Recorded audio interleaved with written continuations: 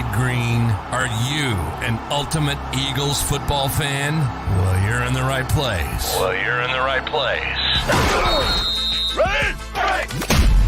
This is Birds 365, hosted by the new Mac and Mac, Jody McDonald and John McMullen. Here we go. Who collectively have covered and talked about more than 50 plus years of Eagles football. Kick off your day with Birds 365. You'll get debate. We love to argue. You'll get the real story from inside the locker room. And you'll hear from some of the great football minds from around the region. You're about to become an Eagles insider. Get in the game. Join Jody Mack and Johnny Mack and join the football community that flocks to Birds 365. Birds 365 starts right now. Welcome to the NFL. Let's go.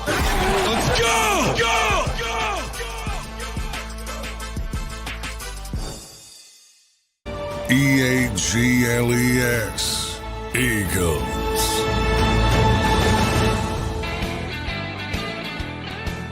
Well, what do you know? It's Mac and Mac. After a St. Patrick's Day fitting that we get McMullen and McDonald up here, right? Johnny Mac overslept. I think he got housed yesterday. I think he was drinking St. Patrick's Day into oblivion, and no such luck. Both of us working on Sundays on a bad day. That's just the worst day to have St. Patrick's Day. Shouldn't be Sunday. Monday, Tuesday, Wednesday, Thursday, Friday, fine. Take the day off. Have a good time. Saturday is great. Sleep it off on Sunday. Worst day to have St. Patrick's Day is Sunday. But we will effort through a Birds 365 episode number 725 coming your way today with J Mac and J Mac. Got to give props here to one of our streamers. I love when we start the show, or at least I do, with a laugh. Dave Brosius. I don't recognize Dave. I don't think he's one of the usual streamers who said, John and Jody, Eagles lock up Aaron Donald yet? Not surprising. Some people had first call for Aaron Donald. Yeah, why not? Why not? The magician that is Howie Roseman will somehow talk Aaron Donald out of retirement and give the Rams a 6th-round draft pick somehow to get the best defensive tackle in football, maybe ever, and certainly over the last couple of decades. No, we think Aaron is actually retired. I love in free agency, Jody, when people sign. Best example of this will be Devin White, signed Pro Bowl linebacker. You see a headline, signed Pro Bowl linebacker back when 2019, whatever it was, when he was in the Pro Bowl. All pro, even better than he was second team all pro. Well, with Aaron Donald, you could say it every single year be correct. Every single year of his career. Yeah, we don't need to list the Pro Bowls. The greatest defensive lineman in the history of the National Football League. That's a pretty good title to be carrying around, and you can certainly argue that Aaron Donald deserves it, but he will not be a Philadelphia Eagle. Sorry. He's from Pennsylvania. He's from No, I don't even want to go down that route. I apologize. No, I appreciate the fact that he threw it in there. I'm hoping he was doing it as tongue-in-cheek as humanly possible. Maybe really meant it. If that's the case, don't get your hopes up there, big guy. But man, do we have a lot to talk about, because it was a busy weekend starting shortly thereafter, after we got off the air on Friday. And it's a move that will have less of an impact on the Eagles than Saquon Barkley or Bryce Huff or CJ and the guys that the Eagles signed. But quarterback, of course, grabs all the attention in the National Football League because of the importance of the position. And the Eagles added a quarterback on Friday, Johnny Mack. Kenny Pickett coming home. And then you saw all the pictures of Pickett in his Eagle jersey as a kid, growing up in New Jersey, Eagles fan. It makes for good copy. It's interesting. He's still Kenny Pickett, who's had 2 underwhelming seasons in the National Football League, and he's going to come here to be the backup to Jalen Hurts. When you and I were discussing last week as to what the Eagles are going to do with the backup quarterback position, we both said they could use a veteran. They might not be ready to turn it over to Tanner McKee. If they were, it would have been great. You wouldn't even have to spend the money to get a backup quarterback or the resources to get a backup quarterback. Apparently, and both you and I kind of doubted they were ready to do that they get a veteran guy. Can we call Kenny Pickett a veteran? he's had 24 starts in the National Football League, which in I some think ways that's makes the him a key veteran. number. Yeah, I think you can. This to me is I take each move in free agency. People get mad at me when I don't like it. People like it when I do like. This is a typical Eagles move. This I like. Now, again, is a backup quarterback. I like it as a backup quarterback. And what you're looking for at a backup quarterback is to not sink your season if they have to go into the game or into multiple games. And I think he's that guy. He might be more of a game manager type. I know nobody likes that description, but who cares? You talk about those 24 starts and everybody said, well, he can't do this, he can't do that. He won a bunch of football games. The supporting cast is not terrible in Pittsburgh, obviously, but it's not great either. And he won a bunch of football games, and he found ways to get him across the finish line. I think that's a valuable trait. And then you talk about the money. It's cost effective for 2 years. Just under 2 million this year, not 10, 2 million, and next year 2.6 million for a backup quarterback. Have you been paying attention to the backup quarterback market out there, people? Big time money. Marcus Mariota got 6. He got a raise. A raise. He got a raise. The Eagles got a guy who's won 14 of those 24 starts as the quarterback for under 2 million for a year and then 2.6. That's really, really good. And then obviously you're not picking up the 5th-year option as a first-round pick. Yeah, I love the move. And they liked him coming out of college, all that, your people at the time, Howie Roseman liked him, but he was sort of in no man's land. That was my angle. I don't care. He was an Eagles fan. That doesn't matter to me when it matters to me that this is a good way to go get a backup quarterback. Howie liked him coming out of the draft, even went out to watch him. Now it helped, it's midweek, the weird conference and right. Was it Thursday night game? Yeah. And it's so close. So that helped, but he usually doesn't do that. So it was somewhat meaningful. And, they knew they weren't going to take him in the first round. They thought he was a bottom of the first round pick. They knew they were at going to get Jordan Davis at 13. They started at 15, I believe, and bolted up. So they knew they weren't going to take him there. And they knew he probably wasn't going to get the 53. But this is why you do your homework, because who knows, 2 years down the road, player might become available and you like the player and you say, all right, let's do this. That's why you do the due diligence on players that might be in no man's land from where you are or from a draft perspective. Yeah, I don't see any negative to this move. I'll give you negatives. All right. You need negatives, I can give you negatives. First things first, I don't hate the move. Because all the things you stated are, well, not all of them, but a bunch of them are accurate. Oh, come on, all of them. John, I know you can read a box score, even if you didn't watch the Pittsburgh Steelers games because you're kind of busy watching Eagle games.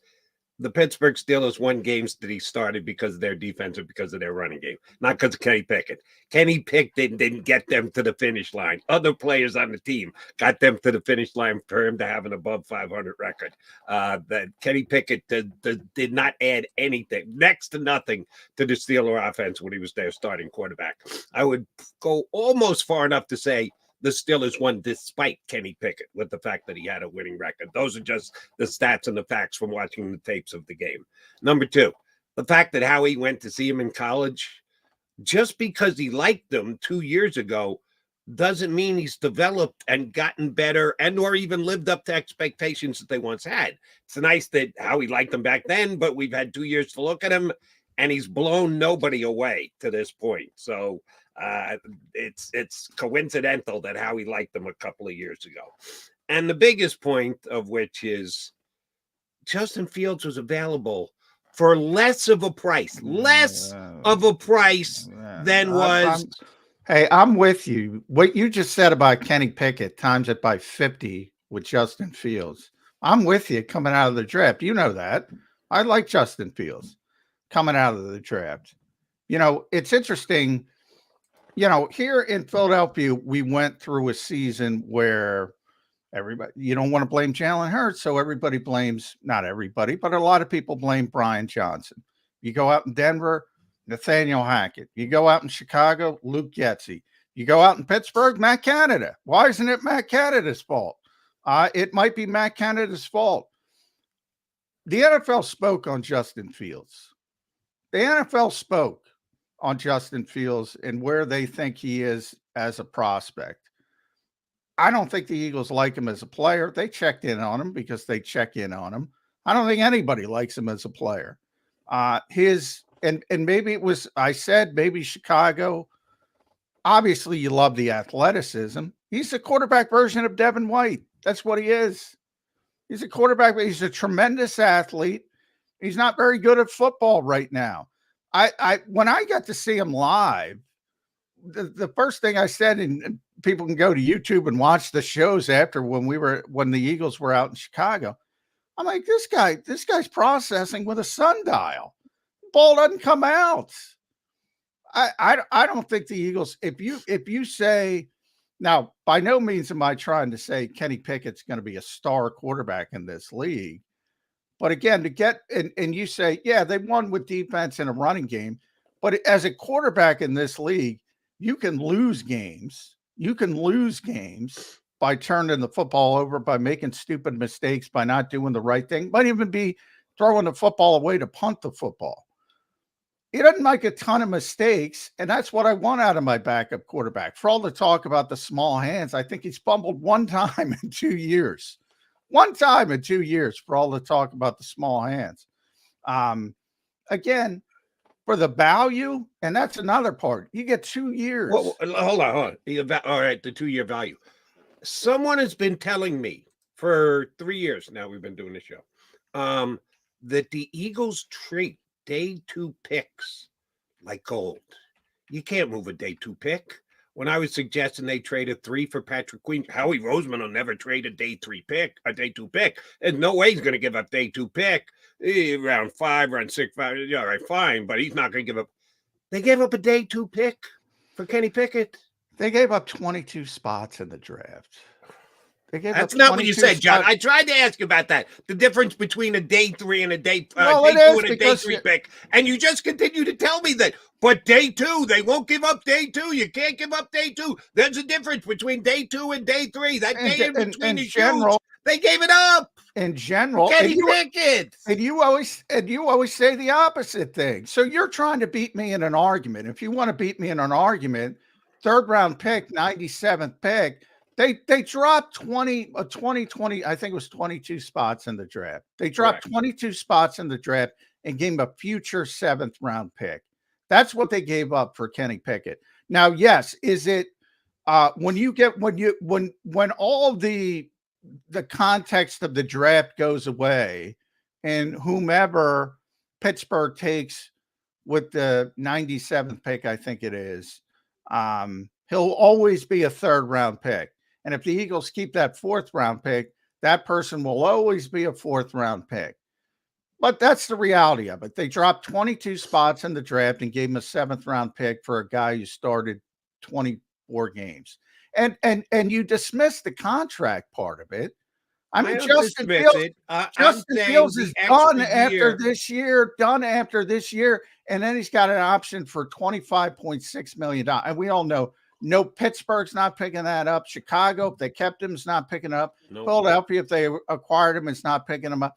32 teams aren't picking that up. We know that. So they get an extra year, and they're cheaper in both years than they would be with Justin Fields. Look, all I'm saying is this is for a backup quarterback. I don't want to see either one of them play.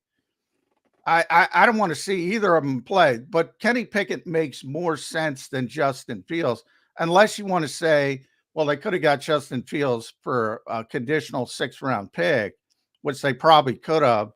And that's that much better. And by the way, that's meaningless. I'm not trying to say that's meaningful. That tells you where Justin Fields is in this league's eyes. It's a meaningless pick.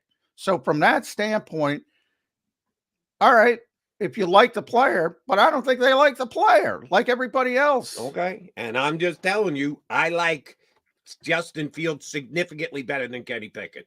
I don't think it's close between the two.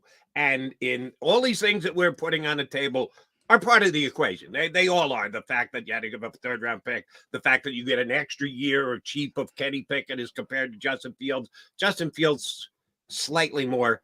When you give a guy like Bryce up $51 million, if you're going to fight over the $800,000 more that Justin Fields is going to count on the cap this year than Kenny Pickett, okay, I don't think that's that big a deal. Howie is a cap magician. He'll certainly be able to adjust having to pay $800,000 more, less than $1 million more for Fields this year. Here's the bottom line for me. Here's what wins the day over anything else. Jalen Hurts breaks his leg week 3 next year. I'd hope doesn't happen. Hopefully, Jalen plays all 17 games and he doesn't even get hurt played hurt the way that he did this year. But that's why you get a backup quarterback. Part of your line of reasoning is the safety net of, oh, spit, your starting quarterback gets hurt and he's done for the year. If that happens with the Philadelphia Eagles with Kenny Pickett as their quarterback, I'd say their season is over. Their chance to make the playoffs is out the window. They will not be making the playoffs with Kenny Pickett quarterbacking 14 games for them next year. If Justin Fields is here, I think you still have a chance to make the playoffs. I think his game is more applicable to Jalen Hurts. I mean, fine. You don't like you've given up on Justin Fields. I haven't. He's played 2 seasons. And he's played 12 games in both seasons, and he's won 7 games. Kenny Pickett and by the way, the Eagles. Haven't you told me wins isn't a quarterback stat? It isn't a quarterback stat until you're holding Justin Fields accountable for all those. Well, until you get to an extreme, I hold Saquon Barkley accountable as a running back. He's not even a quarterback. When you get to that extreme, when you just can't win football games, period, end of sentence. That's a problem. Yes, by and large, look, you could have the greatest quarterback in the world. If you don't have anything around him, you're going to have trouble, being more than a 500 team. The best are going to elevate certain people, but you're still going to struggle. The Eagles are supposed to be built, not supposed to be, they got stars all over the place. Stars. They got a better, in theory, supporting cast than the Pittsburgh Steelers. So if he can win games for them, why the hell can't he win games here? I haven't seen Justin Fields win games. Maybe he goes to Pittsburgh. And by the way, I saw somebody say he didn't want to come to Philadelphia. I don't know if that's the case, but I will give you the one red flag to me with Kenny Pickett. He didn't want to compete. No, he wanted to be handed the job in Pittsburgh. Much easier to get on the field in Pittsburgh than it is in Philadelphia. So I'll acknowledge that's the one red flag to me because, hey, Russell Wilson, Hall of Fame quarterback, but he's a clearly descending player. And they got him for 1 year. So there's no long-term commitment to him. And from Justin Fields' perspective, if he can play, you'll see it because he'll be in a better situation. Pittsburgh's a better situation than Chicago, although Chicago's had some significant wide receiver talent to already having DJ Moore. But in theory, Pittsburgh's almost always going to be a better situation than Chicago. So he'll have a better opportunity to prove himself anyway, Justin Fields, to rescue his career. And he needs a change of scenery. And to be honest, that's a good spot for him as well. But for the Eagles, I want a game manager. I want somebody who's going to just get them to the finish line. And again, most people take that as a negative. Feel free to take it as a negative. Feel free. But, Justin Fields made a lot of plays in Chicago, believe it or not. But what he wins, he doesn't win at all. And he doesn't win because he's making the big mistake. And it's because so many of these games are close. And so many of these games are within a score in the fourth quarter. And all of a sudden, you do something goofy and boom, the game's going the other way. Well, I don't want that as a backup quarterback. I want a solid, I'm not expecting a superstar. And if Jalen Hurts gets hurt in week 3, it ain't good. It ain't good with no matter what backup quarterback you're going to get. But what you want is a game manager that can hopefully get you to the finish line if you have a good supporting cast. Yeah, I'm going to put more emphasis on the organization from which they came. Pittsburgh's a winning organization. They always win. Mike Tomlin's never had a losing record. Mike Tomlin gets the Steelers to the finish line, not Kenny Pickett. And your opinion on the Chicago Bears the last several years as an organization? Yeah, you know it. It's awful. And you dumpster fire. Hey, but dumpster fire is the way you've described it. And if anything, I've defended. I can't disagree with your overall sentiment, but you've been much more demeaning of the Chicago organization than I have. But after what Ryan Poles has done this offseason, I can't sign on with you any more than I already have. And people forget very quickly in this league. The Chicago Bears traded down last year to do another 12 months with Justin Fields. In theory, they could have had C.J. Stroud and been 12 months ahead of the curve. They wasted an entire season. They ruined this particular quarterback who I like coming out, and that's part of the problem because the Chicago Bears have destroyed Justin Fields to the point he's worth nothing. So, yeah, when you say Ryan Poles in the moment looks good because he keeps Sam Hinkie and losing, and I got big-time draft picks, and I got money, and I got this. He could have had C.J. Stroud a year ago. Right. A year ago, and not wasted 12 months of another bullshit degree of football for the city of Chicago, who, by the way, doesn't deserve it. Great football city. I mean, and they destroyed Justin Fields, destroyed him to the point they got a conditional 6th-round pick for that quarterback. Think about that. That's pretty sad. They are the dumpster fire you described them as. And maybe the biggest signal to that to me was Kevin Byard, 2 years and $14 million they signed to an offseason contract. We watched Kevin Byard do nothing after he was acquired. But we had one pick in the Kansas City game because Mahomes by mistake threw it directly to him. Wasn't like he made a great athletic. He got the ball thrown right to him. I don't know if the wide receiver ran a wrong route or the ball slipped out of Mahomes' hand, but it was easy. Johnny McElroy could have picked off that pass to the back of the end zone. That was all Kevin Byard did his entire time here with the Eagles, and somehow that merited a 2-year, $14 million contract. Yeah, Ryan Poles is a joke as their general manager, and that's why I'm going to say Justin Fields didn't grow, didn't become a better quarterback, didn't put up the numbers or the wins that he was supposed to. I still love the kid. I still love the talent, and I hope he gets a chance at some point to play. Not going to happen in Pittsburgh this year unless Russell Wilson breaks his leg, but I would be willing to wager that he is going to have a bigger, better career. I think today's a better quarterback than Kenny Pickett. I think tomorrow, next week, the year after, the next 10 years, he'd be a better quarterback. And for less of a cost of an acquisition, more of a cost on salary, slightly this year, and you get one extra year with Pickett. Give me the kid who can play. And I think Fields can play, and I think Pickett can't. All right, we get Jeff Kerr's opinion on this. He is scheduled to join us coming up next, a little bit later in the show. We're going to do, last week we had our boy Leonard on from New York who talked about not only Saquon, but the Giants and the offseason moves they had made. So we got to look at the Giants with their work during the offseason, the free agency week. We'll do the other two teams in the division this week. We're going to get John Machota from the Athletic, who covers the Cowboys, up today. A little later in the week, we'll get our boy Grant Paulson from Washington to talk about the Commanders, who I think have actually had a really good first week of free agency. They had a lot of room to improve because they were that bad last year, but I think they've actually done a pretty damn good job of it. So we're going to give you a couple of guys from out of town talking about the Eagles' top rivals, chief rivals. But first up, Jeff Kerr, CBSSports.com, scheduled to join us next here on Birds 365.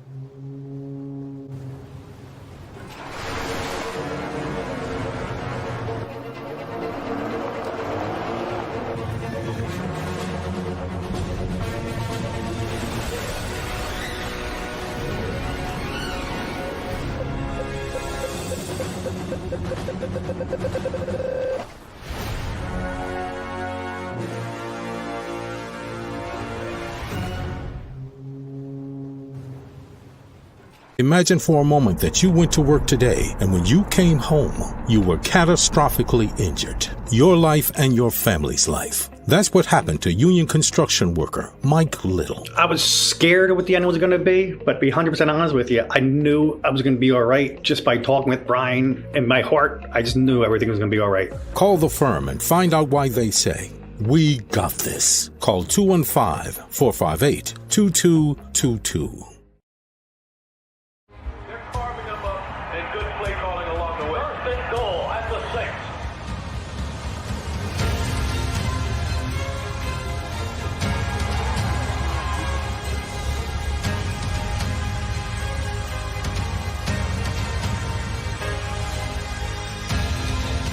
Field of life, First Trust Bank is there for you.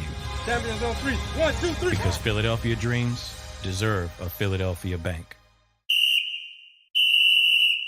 Underdog Fantasy is the easiest place to play fantasy sports, and certainly the easiest when you're watching the NBA. And the NBA playoffs are almost here, and you can win money making picks. What are you waiting for? Sign up on UnderdogFantasy.com and use the promo code WIN. An Underdog will double your first deposit up to $100. That's UnderdogFantasy.com. Use the promo code WIN. Get ready for the NBA and get ready for the NBA playoffs. Go to UnderdogFantasy.com. Use the promo code WIN.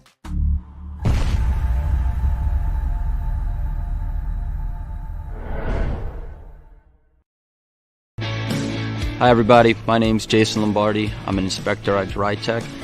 At DryTech we offer three major services. The first one being basement waterproofing.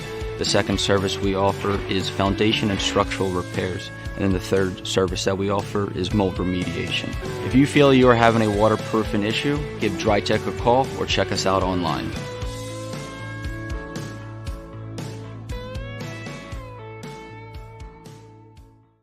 Do you stream on a Roku, Fire Stick, Google TV, or Apple TV? Now you can watch 6ABC 24/7 with the 6ABC Philadelphia streaming app. And the big story on Action News? Search 6ABC Philadelphia and start streaming today. EAGLES, Eagles.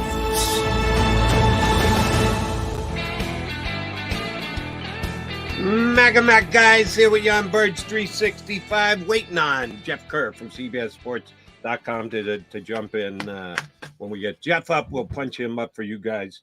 John, the other thing that came down after we got off the show on Friday, which I'll be 100% honest with you, I don't understand because we haven't seen the details of the deal yet, and that's something we'll talk about with Jeff Kerr from CBS Sports, who's good enough to join us now. He's just logged in, and we're going to punch him up. So, Jeff, I'll ask you the question, you and John at the same time. The Josh Sweat contract agreement, it's not an extension. I guess it's a renegotiation. It's a reallocation of funds, and I'm sure we all know it's been reported he's going to get $10 million guaranteed, which his contract wasn't guaranteed that much, and he's got some incentives in there that could pump it up to $13 million. Why did this come down? If this was the deal they were going to be had, were they afraid of Sweat holding in this year, that he wouldn't be happy?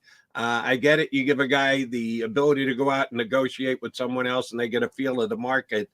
And I know the devil's in the details of the contract, but what did they actually accomplish by getting this deal done with Josh Sweat? I'm not sure. Are you? I'm not sure either. So when you tell one of your edge rushers, you have permission to seek a trade, meaning, okay, well, we're not really entrenched on keeping you here, at least not for the price you want. If you're not going to get the deal you want, go out and seek a trade. Well, then the other, and we're talking about Zander Reddick here, then he comes back and says, well, I don't really want to leave, but I want my cake and eat it too.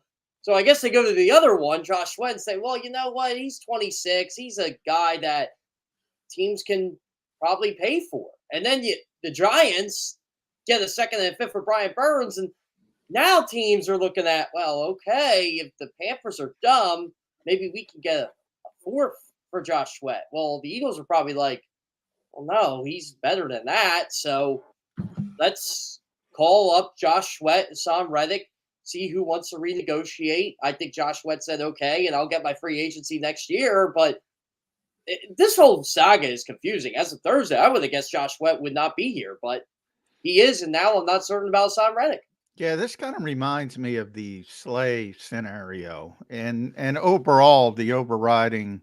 It's a little bit different. It's not a perfect comparison because at the time they had all three, Slay, Bradbury, CJ, and they had made the decision that they could only bring back two of them. And it started out as Slay and CJ, then it turned to Bradbury and CJ, then it ended up being Bradbury and Slay as the two they were able to keep. This time they add Bryce Huff to the mix, so it's not quite the same, but you end up with three and you can only keep two. And I think the original idea was probably Bryce Huff and Reddick. And then all of a sudden you get something done with Sweat. And now it's probably not tenable to bring back Reddick. So we'll see how it shakes out. But Sweat is Slay. I mean, his guaranteed money was up. So he wants something done. And then he probably wanted an extension as well. He wasn't able to get it. For whatever reason, the Eagles got a pay cut. So from their standpoint, they're happy. He gets guaranteed money, so I guess he's happy. And I was surprised that Josh Sweat, I guess that last 7 games, what was it? He took a big hit. And it was like a lot of people took zero sacks in the second half of the season. I mean, a lot of people did not play well down the stretch for the Philadelphia Eagles on defense. Probably the only one who was competent just retired. It was Fletcher. Yeah. Everybody played poorly, Josh included. But boy, he really took a hit. Maybe part of it is that. Maybe part of it, everybody still freaked out about his injury way back in high school, at least long term. As much as he tries to downplay it, I think it's real. That affects his earning power. But from the Eagles standpoint, and by the way, his cap number is going to come down when we see the numbers. So they're also going to get a lower cap number. I guarantee that. Yeah, but if I can ask you, John, and maybe again, shame on me for not understanding this. He's getting potentially more money. I know the bump ups don't count against the cap. Everywhere it's reported, they've added no years. So how are they taking the cap money down if they're adding no years? He had 4 void years already. Yeah. So when they say he added no years, that means, but Marcus Mariota had 4 years too. Yeah. He's in the Boyd club. Yeah. That's what they're not going to add. They could add technically another year to 2029. I just pulled up his old contract. I don't have his new contract. Yeah. He had void years in 25, 26, 27, and 28. So yeah, he's in the Boyd club. So then how are they going to get him in at a lesser cap number by adding more to the void years that's just going to disappear, but then take everything gets split. They push it back. Yeah, everything gets split. They'll probably, and again, until I see it, my guess is they're redoing the contract. My guess is it's going to be a 1-year deal with 4 void years on the end. And like Kelsey and Fletch, year to year to year. John, speaking of void years on a contract, did you happen to see Jalen Hurts' 1 void year? Oh, yeah. Oh, I mentioned that when they signed it. $109 million cap hit. So those who, and we get them here on the stream, I get calls on WI. The Eagles should think about trading Jalen Hurts. Not on your life. They would talk about, oh my God, they took the $30 million cap hit, which a bunch of people, John included, didn't think could happen. How about 100 and change? 100 million if Jalen Hurts gets dealt or is cut. They are so married to him for the next several years, it's ridiculous. But I'm sure the backup quarterback will be so important in Philadelphia over the next 2 years.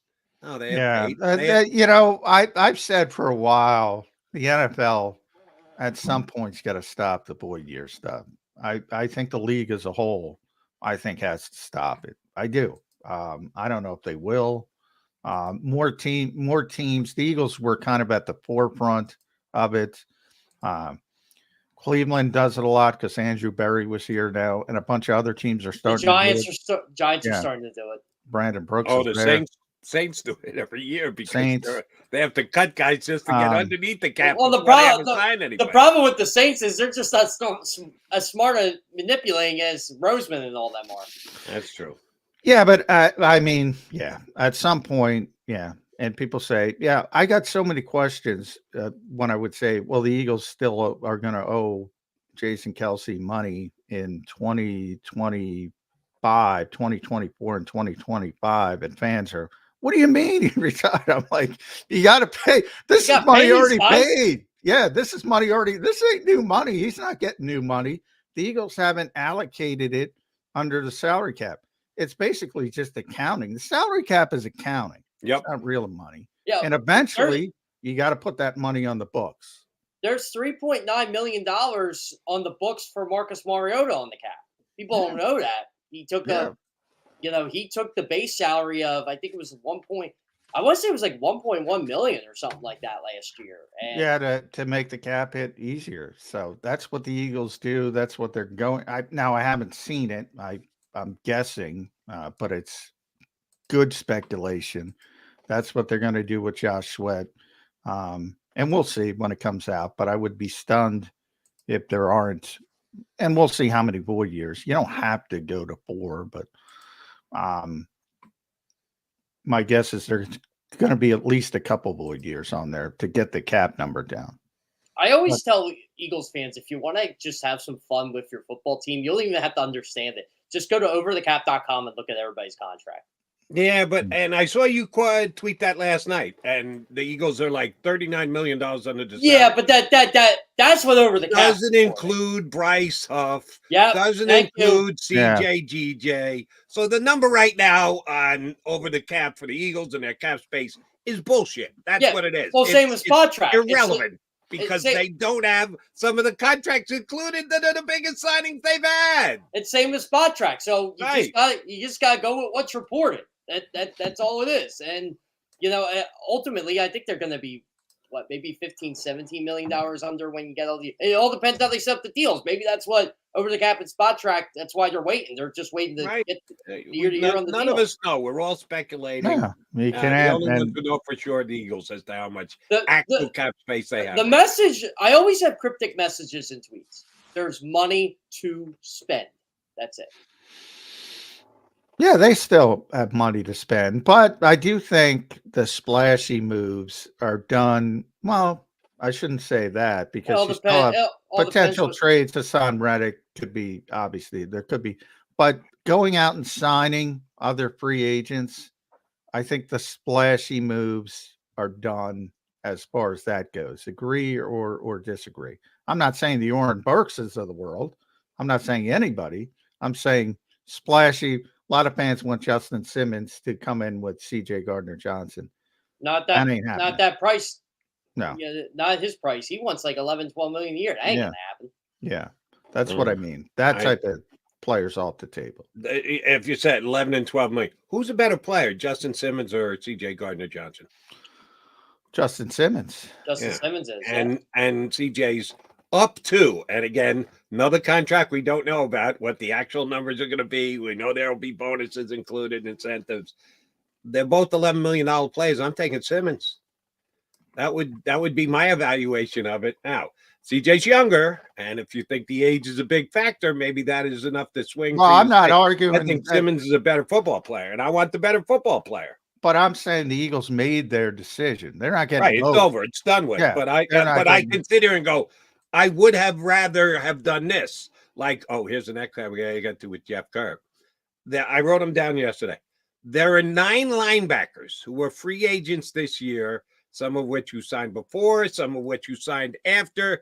Devin White signed with the Eagles that I would prefer. In 2020 hindsight, the deals are now done. They're already done. We know what the cost is. There were 9 free agent linebackers that I would have chosen their deal for the Philadelphia Eagles over Devin White. Plain and simple. So I'm surprised it's only limited at 9. It could have been 15 I was there, Jody. Say that's low. I went through them all and I tried to be fair about it. I wasn't just looking at rip Howie a new orifice.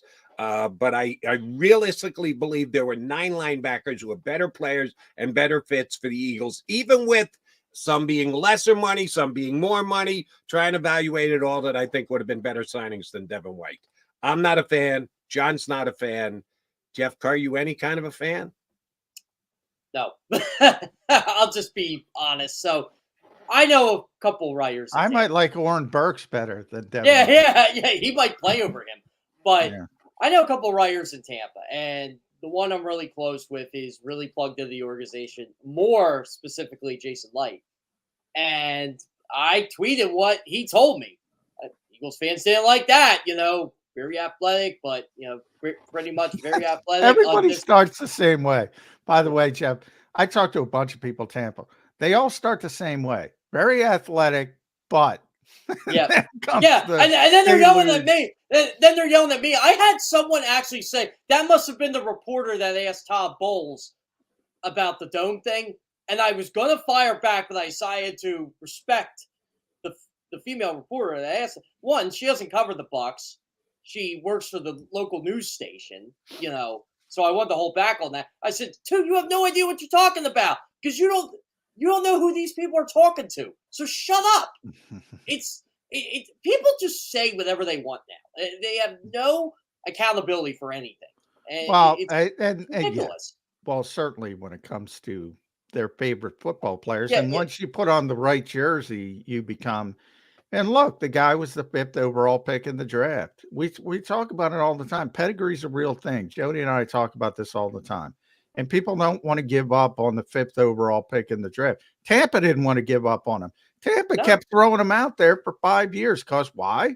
Because he's a number one. If he was a 4th round pick, you think he would have played? No sticking way. So here's the other thing. I hope Eagles fans realize when the Bucs were kicking the Eagles, what's in that playoff game. Did you see Devin White on the field? No, because he was benched. Yeah, not playing in their playoff win. Now, I will say this. I will defend the Eagles on this for signing him. Maybe they can tap something.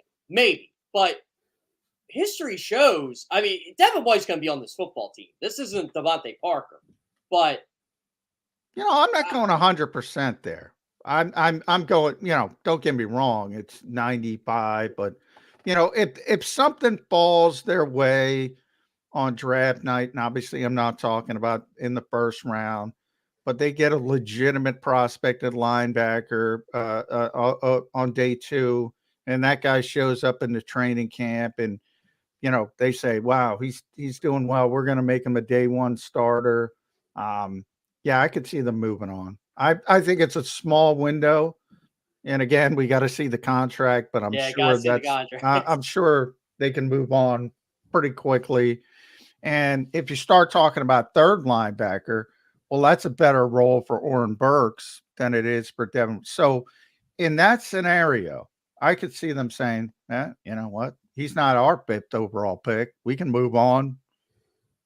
Lose no sleep whatsoever. You got to know the contract. How much do you if 3 out of the 7 is guaranteed? They're probably going to keep them.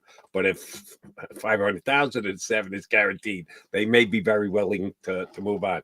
Here's one of my concerns with the Eagles and the move they made during this offseason.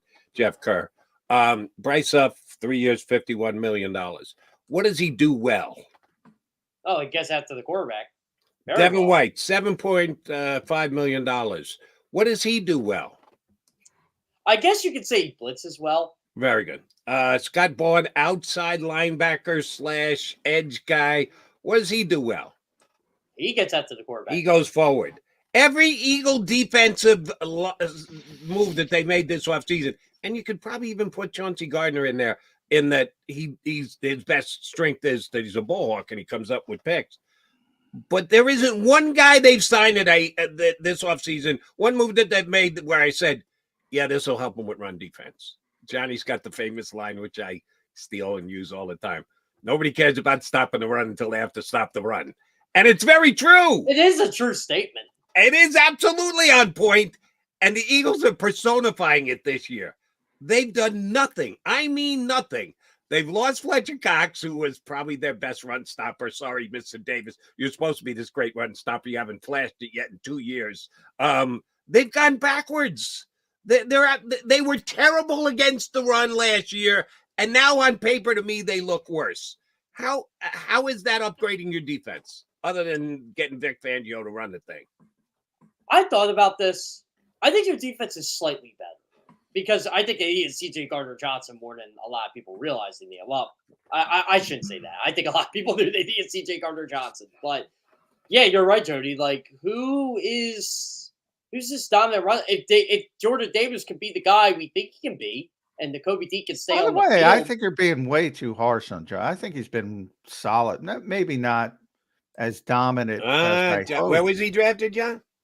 13th. 13th. Did they move up to get him? Again, I'm going to relive my 90s. Okay. I'm going to relive my 90s. We're talking about holding him to Eagles. draft status. Jordan Davis has not played up to the 13th pick in the draft. Well, if you remember, that was my concern when they drafted him because it's too esoteric of a pick. Like when you're drafted 13th, people want to see you get to the quarterback. I said from day one, this guy's not about getting to the quarterback. And I don't know ultimately when you take somebody that high, and I've always made the Haloti Ngata comparison. If you take somebody that high, people expect you to get to the quarterback. And I don't know if being Vita Vea is good enough. Now, he hasn't been Vita Vea yet. Vita Vea yet. No, he hasn't been Vita Vea yet. Now, but that part's fair. But I think even if he did, people would still be concerned because he doesn't get to the quarterback. And that's all they care about. Same thing with the run. Here's my issue with all this. Who'd you pass up to draft Jordan Davis? Kyle Hamilton. But the Eagles aren't going to use Kyle Hamilton like the Ravens use Kyle Hamilton. So that's, I sort of don't even play. And Jody knows how much I like Kyle Hamilton. Both of us did. I love Kyle Hamilton. But the Eagles in that defense and that scheme, playing single high, cover two, who cares? Get C.J. Gardner-Johnson. You're going to waste Kyle Hamilton wouldn't have been Kyle Hamilton if the Eagles drafted him. I'd still say be an all-pro, though. He'd find a way to be an all-pro. Right. I think he's that talented a player. I think he'd come in and make plays. Boy, in this I think not as many in Baltimore, but I just think he's that good a football player. I think he's a tremendous football player, and he probably would have been fine, but he wouldn't be what he is. And nobody would ever know it. I mean, because he's better as the movable part. He's better being Malcolm Jenkins all over the place than just situated in one spot where he would be in this particular defense. It is what it is. I just don't think he'd be the same player. He was good at Notre Dame playing, That's a guy to be a first-round pick and All-American. Yeah. Yeah, I think he wouldn't be as good as he would be in Baltimore, but I think he'd be very good in this Eagle defense. But he's not coming here, so we can move on. Read a column you did yesterday on CBS. The Giants will be better without Saquon Barkley. You did say the Eagles will be better. They're both better. If you're worse with one, you got to be better with the other. You said better with both. The Eagles would be better with Saquon, but the Giants would be better without him. How? Because Evan Singletary? Really? No, the Giants can allocate money to issues they have to fix, hence their offensive line. I really like their offensive line moves. I kind of secretly wanted John Runyan's kid back, or I should say I said that. Not because he was John Runyan's kid, but because I thought he's a good football player. He's a good football player. Good. And the Giants, because everybody was panicking over losing Saquon to the Eagles, they signed John Runyan Jr. in the 4:00 hour, and no one seemed to notice it. Yeah, but let me ask you a question about Runyan, and John can go to the PFF figures if he wants. Is he a $10 million guard? No, I know that's one of the positions that went up this year, running back being one of them. So the Eagles spending 12 on Barkley. How they spend 12? Everybody went up. Everybody paid running backs more. And I know guards went up. But that much? Is he a $10 million player? John and I sat here and go, John Runyan be a nice fit. I was thinking 5, maybe 6, top out at 7. So was I. That's $10 million for John Runyan Jr. Really, Jeff? The market dictated $10 million.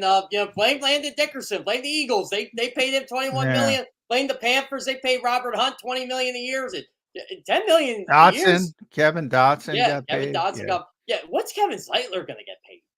I think his age might limit him a little bit.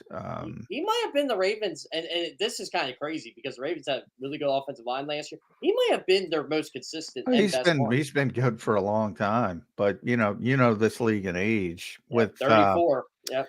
Yeah, but I agree with Jeff's take. We talked about that with Pat Leonard. Said the same thing. I think Saquon's a good fit for Philadelphia in the fact that they're a contender. And the Giants, I mean, we already saw Saquon with the Giants. They're not ready for a back like that. They can't do anything with it. So they have to build a different way and get to the point where they could use a player like Saquon Barkley. It's like Carolina with McCaffrey versus the 49ers with McCaffrey. So I get the Eagles' thought process. But why I didn't love the Saquon, I just think they overevaluate him as a player. I think they think he is Christian McCaffrey, and I just don't. So that's where we differentiate, similar to our opening discussion, Jody. You just don't like the player, which if you don't like the player, you shouldn't sign the player. Right. And you don't like Kenny Pickett. No. Period. End of sentence. You shouldn't sign the player. I think the Eagles overevaluated Saquon Barkley. I know you kind of agree, but you're a Penn State guy and kind of disagree. So I want to nail you down. You and I talked about this on Thursday on your podcast, John. He's not the Saquon Barkley from Penn State. He's not the Saquon Barkley from his first year or two with the Giants. He's still a pretty good running back. Oh yeah, hey, he's good. He's good. He's good. Good's not great though. I'll say this: he's much better than DeAndre Swift. I don't know about much, but he's better. And that's why I'm okay with paying him the money that they paid him. Here's what it comes down to for me. If we all agree that the kid that came out of Penn State a couple of years ago and had the rookie season that he had, which was like historically good, no longer exists, why do you think the drop-off has come? It's one of two things. It's either because he's gotten old and he had an injury and that's affected him, or he was on the Giants and they stink. And their offensive line is Swiss cheese. And Danny Dimes is Danny Dimes. And Tommy Cutlets is Tommy Cutlets. Which do you think it's more? He got old and injured, or he was playing with a stale, god-awful offense? The Giants. So I'm going to tell you a funny story, Jody. My neighbor always has these really funny evaluations of talent. And he says to me when I'm going to my mailbox, now, Miles Sanders ran for 1,100 yards, and we can all agree Saquon Barkley was always better than Miles Sanders. What's Saquon Barkley going to do behind an actual football team? Oh, by the way, this guy ain't an Eagles or a Giants fan. Miles ran for, I believe, 1,269 yards at 4.9 yards a pop. And that's pretty good. Here's my question. How much better could it get without taking away from the other aspects of the Eagles offense? In other words, last time I keep looking, but they're not adding a football. You still only get one football. So if you go from 1261, 1269, whatever it was, by the way, I think he had 11 touchdowns, maybe. I have to double check that. Yeah, I think it was 11 because they had what? 4.9 yards per carry. Pretty good. Saquon's only beaten that once in his entire career. Keep in mind Saquon's running behind. Yeah, which was his rookie season when he was dynamic before the ACL.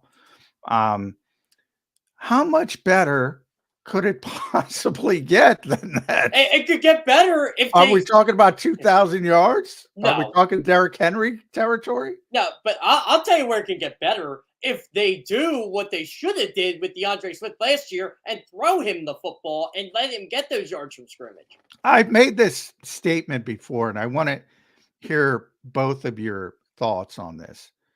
After watching the end of last season, Aaron Jones is a better pass receiving back than Saquon Barkley. After watching last year? Yes. He had a better year last year. Catching the ball out of the backfield. I'll give you that. But if you're looking at entire careers, I'd give a slight nod to Saquon Barkley. And let me respond to one point you're making, John, about there's still only one football. The Eagles have to distribute it all their wide receivers. How did Jalen Hurts finish 14th in total yards passing in the NFL this year? If they're Well, they ran the ball effectively. That's my point, though, Jody. They had 11 that had over 1,000. What did Swift have? 1,000. Yeah, 1,000. He was fifth in the league in rushing. He wasn't like he sucked. They ran the football very effectively. Swift was like a 1060 and 4.6 yards per carry, I believe. You know what's tough with DeAndre Swift when I was evaluating his year, and I was doing this in real time and after the season. A lot of it was chunk games early. And after week 4, and it's not Swift's fault. I blame more the Eagles of this. It just stagnated, but they couldn't rely on him when they needed to. And I don't know if that was because of their offensive line, but their offensive line was still run blocking well, whether it was the passing game, whether it was the internal drama, who knows? But it just felt like they couldn't go to him when they needed to. And I think you can do this with Saquon. And it's all going to come down to this. And I'm sure we talked about it with you before, Jeff, because it's a topic that doesn't go away. It just gets refocused when an addition like Saquon Barkley. Here's my evaluation, agree, disagree, or not. Since Jalen Hurts became the starter for the Eagles, which is now 3 years ago, throwing to the backs out of the backfield has never been a strength of his. The Eagles' yards, number of yards, catches, yards per catch, whatever stat you want to look at, it hasn't been good. And year one, he's a rookie, first year starting. Miles Sanders went backwards at his ability to catch the football after having, kind of like Barkley, an unbelievable rookie year catching the ball. Coming out of college, it was Miles Sanders can't catch the ball coming out of Penn State. And then he had this great rookie year. And he averaged 10 yards to catch his rookie year. What's that? He averaged 10 yards to catch his rookie year. Exactly. And then he just went significantly downhill over the course of his Eagle career. So you had him, you had Shane Steichen calling the plays, or starting with Nick Sirianni calling the plays before he handed over. So there were a lot of changes. First year, second year, go to the Super Bowl. Great year. He wasn't great at throwing the ball out of the backfield. New offense coordinator this year, Brian Johnson, play calling change. He wasn't great. The one constant has been Jalen Hurts has not been great at throwing the football to the back. Do you want to blame the backs? And I don't know why you'd blame Swift. He came in with the reputation and the numbers and the resume to show he could do it. I don't blame DeAndre Swift for all of a sudden not being able to catch 62 catches in Detroit. Exactly. I mean, that's why you got him. That's why the Bears. He's going to get utilized right with the Bears. Well, I don't know. Well, I don't know that the Bears do anything right. I'd hold off on that. You know, that should have been all my overreactions. The Bears are going to use DeAndre Swift the way you should use. By the way, Jeff, because not a lot of people have remembered this. The Chicago Bears, I told Jody, and by the way, I give the credit to Joe Banner because Joe reminded me of it. They could have had C.J. Stroud last year and not wasted 12 months.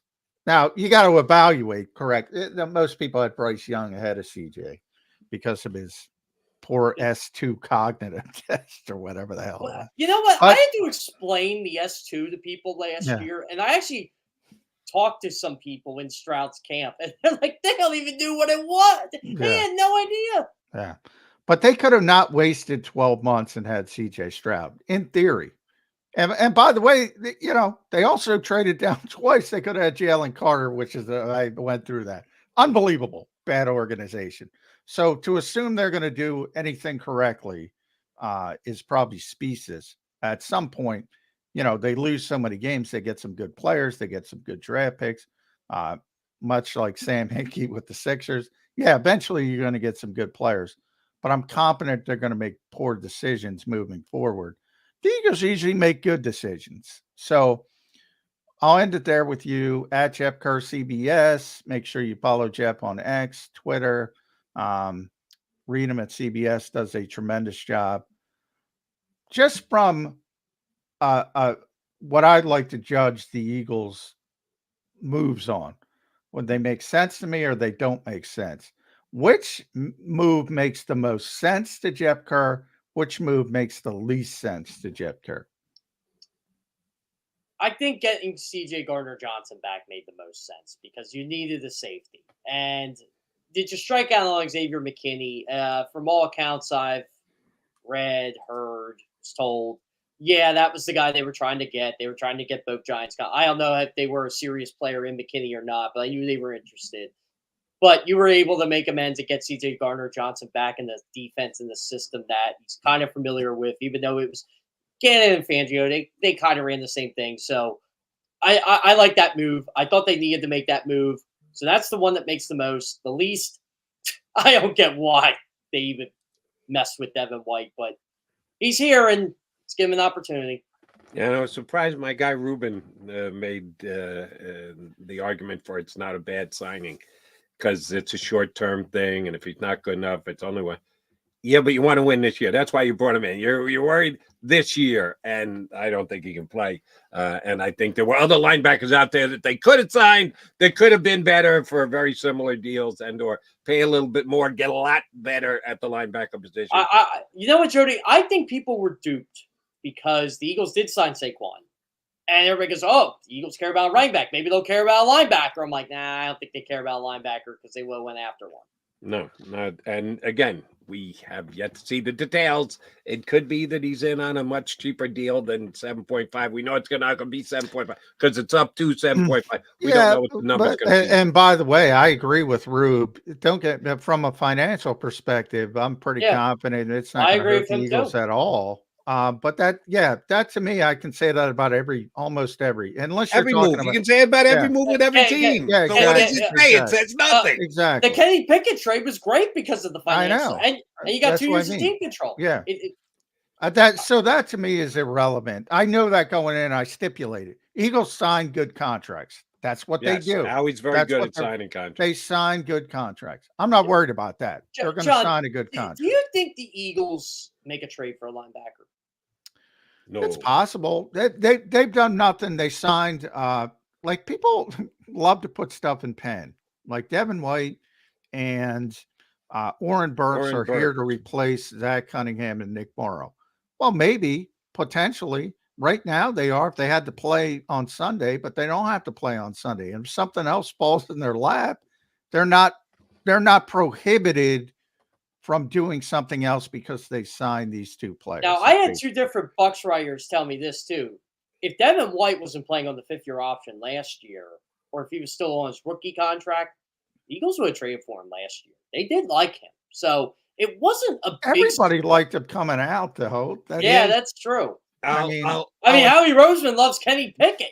Jeff, I'll explain to you why they won't be trading for a linebacker. They don't have the capital to do so now. They've got a 1 and 2 twos. They're not going to use any of those 3 picks. They're going to use those picks. They're not going to give one of them up for a linebacker. And now they don't have a 3rd anymore. They've got a 4th. They don't have their 7th this year. They don't have the 7th next year. They don't have the capital to pull off a trade for a linebacker, a guy who they'd be willing to put up the capital for and is actually a guy who's good enough to start in and come down and become an every down linebacker. They don't have the wherewithal to make a trade like that. You know what? It's not going to happen. I don't want this to happen. But if you package Hassan Reddick for a stud linebacker in a deal, would you do it? I think the NFL, John said to me earlier, the NFL has spoken. Justin Fields is not good because he had to be traded for a 6th-round draft pick. I'm telling you right now, the NFL has spoken. In their estimation, I think Hassan Reddick's a $22, $23 million a year player. But the fact that we've heard nothing, you're not Adam Schefter, and don't take that as a knock. No, I don't want to be Adam Schefter. That's not your job. That's not what you do. What have we heard about the interest in Hassan Reddick on the open market? Crickets. You know what? Crickets. Nothing. I thought there were teams about it. You? Nothing. Yeah, you're right. Nothing. I've heard nothing. This is from 5 different teams I know. You think that they're going to be able to trade him? No, the league is waiting for the Eagles to cut him. Now that they've re-signed Sweat, now that they've signed off, they're waiting for they know the Eagles aren't going to take a $21 million cap hit on him this year. Guess what's going to happen? They'll offer you a 6th-round pick like Justin Fields, not a linebacker that can play. I think that's why Justin Fields only got traded for what he got traded for, because everybody said, well, no. And, oh, by the way, we got to make your 5th-year option decision on May 2nd. No, we'll wait. No, we were talking about it. I mean, one of the reasons I think Hassan will get more, but we were talking about when it started, we were talking about a 2nd-round pick. Now you're probably down to a 3rd-round pick. And one of the reasons we were talking about the Kenny Pickett trade, which is dropping from 3rd to 4th, 22 spots. But I think part of the reason behind how he never does something like it's not just this. There's like 7 different things he's thinking about. It's and a one of them, it's a calculated gamble, Yeah. like when you're at the blackjack table. and one of them probably he knows he's getting the 3rd round pick back. Probably. We'll see how. You think there's a trade in place for Son Reddick? I don't know if it's in place. I said probably. This is my goal. So you're saying he knows or he's hoping? He's not hoping. He understands the market better than anybody else in this league, and he probably understands when he's ready to pull the trigger. You know, people say, "Well, Howie called about," and that's the thing. When Howie called about Justin Fields, Howie called about everybody. Because he wants to know what the market is, and he wants to know the worth, and he wants to know where everything is. And that's his strength. He understands the landscape better than anybody else, better than any other GM in this league. I got upset when people said, well, Justin Fields didn't want to come here. I said, Justin Fields don't have the right to determine where he wants to go. Well, if I'm Justin Fields, Kenny Pickett didn't want to be here either. Wanted to be starter of the Pittsburgh Steelers. If well, I'm yeah, Justin Fields, it's better for him to go to Pittsburgh. Yeah, I'd rather go to Pittsburgh. There's a better chance to play in Pittsburgh than there is. Yeah, here. you're not playing here unless Jalen Hurts as an injury. And that's my one red flag with Kenny Pickett. Like, right. I get that they promise you the job at one point. Boo hoo! That's because you're a 1st round pick. Guess what? You got a better chance to play in Pittsburgh than you do here. Go compete in Pittsburgh. If I were given Kenny Pickett advice, I would have told him to stick it out in Pittsburgh. No, I don't even know Pittsburgh wanted to keep him. So all these things factor into it. Well, yeah, I don't think Pittsburgh wanted to keep him. I don't think he wanted to be in Pittsburgh. I think it was, I'm done with this team. I'm done. So you are done, Jeff Kerr, but we're going to say thank you very much for jumping in. And I give you my bold prediction before, because what was your bold prediction? This is going to be my bold prediction with Hassan Reddick. The Eagles will enter the season with Josh Sweat, Hassan Reddick, and Bryce Huff on their team. Oh, well, that is bold. I don't know if it'll happen, but it's bold. With or without doing a renegotiation with Sweat? That I don't know. I'm just thinking, let's see what happens with those 3. But that is a lot of money. Even without a renegotiation. I mean, that is a lot of money. And by the way, Hassan Reddick would be miserable. That's what I'm rooting for Johnny Mack and Jeff Kerr's sake, who'll be down there at camp. Give him something to talk about every day. Oh, Josh standing on the sideline again. Hammy, ankle. What are we using as an excuse for why he's not practicing today? Oh, God, that'll make training camp fun for you guys. God, it'd be a good reality show. Like you, for football fans, you, me, Ed, Martin, Frank, everybody we talk to there, just talking about what we talk about at practice when it comes to that football team. Yeah, well, that's got to be not safe for work, but yeah, it's not safe for work, but it'd be fun. I dragged some of it out of John on Birds 365. Yeah, he dragged. Not all of it. I know I'm not getting all of it, but I dragged some of it out. And by the way, but real quick, the Eagles don't want Hassan Reddick on the current contract either. So people need to understand that because of the 21 million cap. They don't want that either. So it's both sides. Yeah, but they're $39 million under the cap on overthecap.com. Well, overthecap.com. That's with Hassan's 21 counting against it right now. You know who I blame for all this? The NFLPA. If they would actually update their public salary cap but they don't, because the NFLPA updates it when the contracts are filed. So it's not relevant until the contracts are filed. So, except we know that it is relevant because the teams know what money they're going to have to spend on that player. So that tells them. No, I'm saying what I'm saying. It's not relevant to say the Eagles right now have $39 million of cap space. It's not relevant because it's not up to date. That's all I'm saying. Right, but inquiring minds like the viewers of Birds 365 want to know. And they deserve to know. Thank you for filling in the inquiring mind blanks today. Appreciate it, bud. We'll talk to you next week. Yep, I'll be in Orlando next week, so it might NFL be meetings. Bowling again? No. Where are you taking your bowling act to, Orlando? I'm not bowling next week. I'm actually here for work. NFL owners meetings. Jeff is going, so we'll have somebody. You're going to the owners meetings. We'll have somebody there. We'll enjoy the weather too. I wish I was going. Wait. I wish you were going too, John. All right. Good fun No, time. he's staying with me. Enjoy the 45 minutes of Jeffrey Lurie's soliloquy before the first question. I love it. I'm just gonna be like, I'm just gonna nod my head and smile and just think in the back of my head like, Well, at least you can't talk about Kelly Green jerseys because no, I'm gonna ask. I'm gonna. You know what? A fan brought this up, and I'm going to ask him it. Are you gonna bring back the white version of the Kelly Green? Stay away from jersey talk. Yeah, let's have the recorder rolling. Jeff Kerr, CBSSports.com. Thank you very much. Jeff will be on next week from parts unknown in Orlando. We kind of know where he's going to be, but will he be in front of some roller coaster ride or something? We're going to have to find out. Birds fans, I've got a deal for you. How would you like to save some money on your car insurance? I'm going to give you the chance to do just that. Save up to 40% right now on your car insurance for one of JAKIB Sports' great partners. Here's what you need to do. Call one of the two managing general partners. That would be Fran or Jim. And tell them you're a friend of both JAKIB Sports and Birds 365.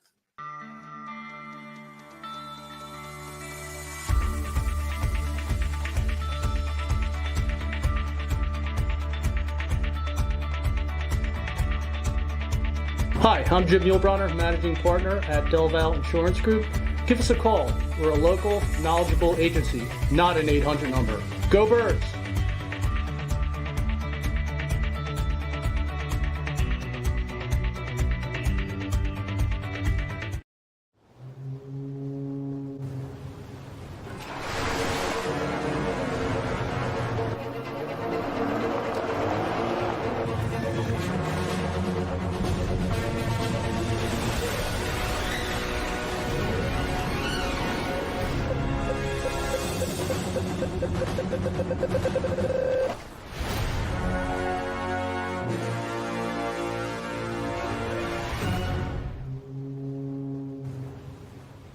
Imagine for a moment that you went to work today and when you came home, you were catastrophically injured. Your life and your family's life. That's what happened to union construction worker Mike Little. I was scared of what the end was going to be, but to be 100% honest with you, I knew I was going to be all right just by talking with Brian. In my heart, I just knew everything was going to be all right. Call the firm and find out why they say, "We got this." Call 215-458-2222.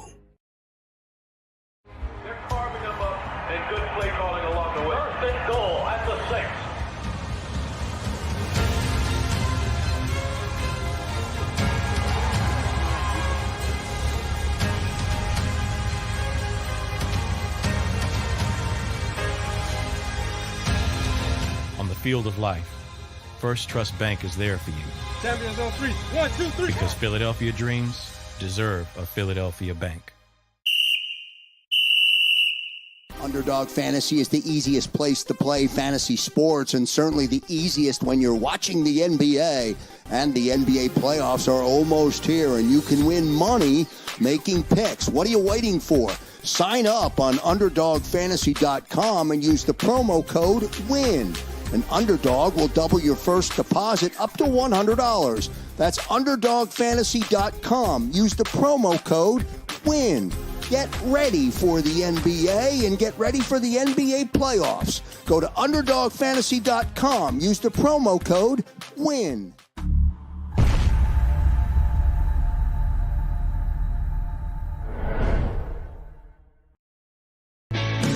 Hi everybody, my name's Jason Lombardi. I'm an inspector at DryTech. At DryTech we offer three major services, the first one being basement waterproofing. The second service we offer is foundation and structural repairs. And then the third service that we offer is mold remediation. If you feel you are having a waterproofing issue, give DryTech a call or check us out online.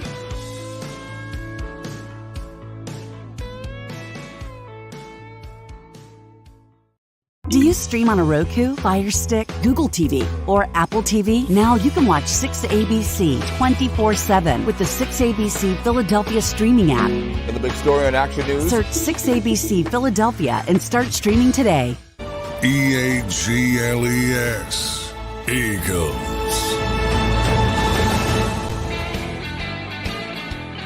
You got Mac and Mac here on Birds 365. John Machota, Cowboys beat writer from The Athletic, going to join us coming up in less than 10 minutes from now. Johnny Mac, did you head over for the media availability for the Eagles players, the moves that the Eagles made? And end of last week, Friday, Saturday, whatever it was? Yeah. CJ's return. Yeah. That was what I was going to ask you about. Is he just a goof? He's very brash. He's very self-confident is how I would describe him. Yeah, he rubs some people the wrong way. But and I very specifically chose that word goof because I don't think he's a bad guy. I don't think he's like a jerk. I don't even think he's a diva. I just think he's a goof. I don't think he's the brightest bulb on Broadway. Well, he's brash is how I would describe it. I wouldn't go goof. I would go brash. He's very self-confident. He talks, a lot of crap on the field. He's one of those guys. He's had issues in the past with penalties and things like that for talking trash. And that's part of it. And he thinks he's one of the best players in the world. And I think that helps him. I don't think that's a bad thing.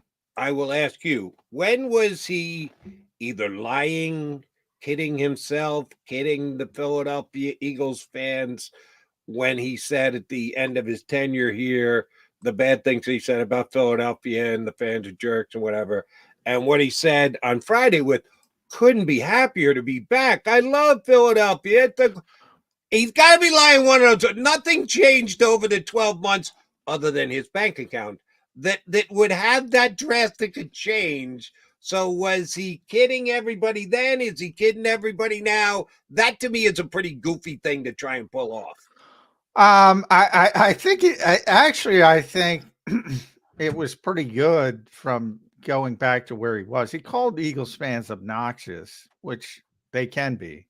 And I'm trying to look for his quote because we transcribed. He said, I'm obnoxious, which he is. I thought it was a compliment, to be honest with you. I mean, all jokes aside, that was just my feelings. You want to be somewhere so bad to the point to where you can't control certain things. So certain things were said, but there was no meaning to it. I'm back. So I guess we're all happy. Hold on. Time out, Philadelphia. I'm not Dr. Phil, and I'm loath to play one here on Birds 365. What the hell is he talking about there? Can you break down what he means by that quote that you just read?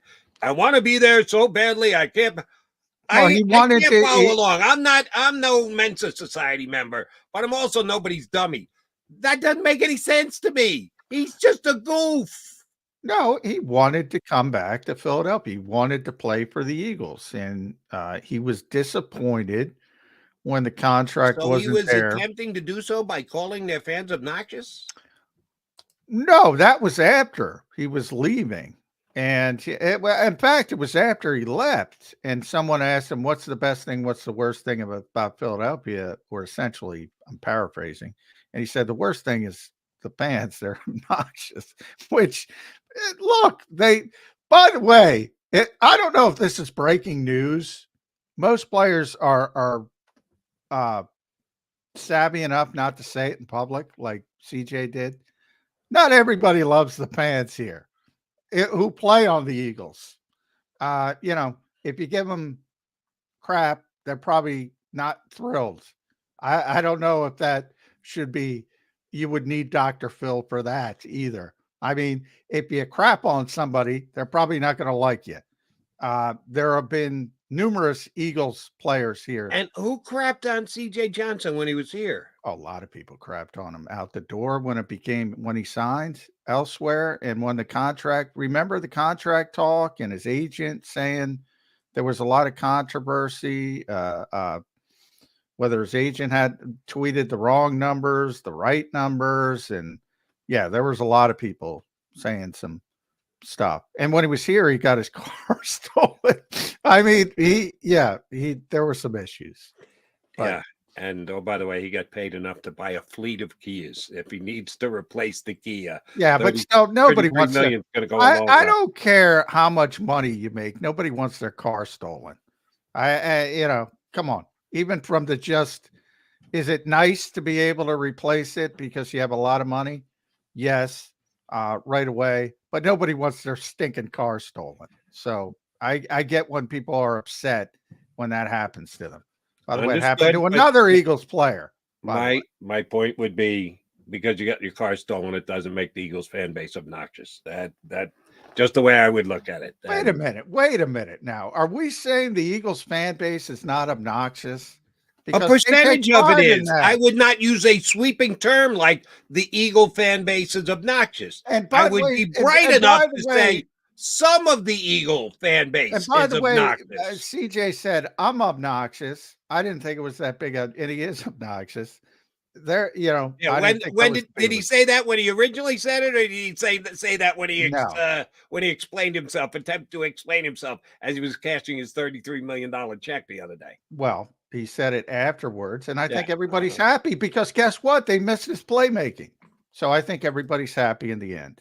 They're glad to have the player back. Yeah, I wasn't buying the wacky stuff he was saying the other day. Sorry, I watched the press. I'm going, what is he talking about? But he is a good player, and the Eagles need his talents and skills to battle the Dallas Cowboys next year, because that will be the divisional battle again. I don't think the Giants have improved all that much. I know Brian Burns is a player, but still, I haven't been impressed with their offseason moves, and they lost plenty with Barkley and McKinney. The Washington Commanders are going to be better. What are the Dallas Cowboys? Let's get some answers. John Machota from The Athletic jumps on with us next here on Birds 365.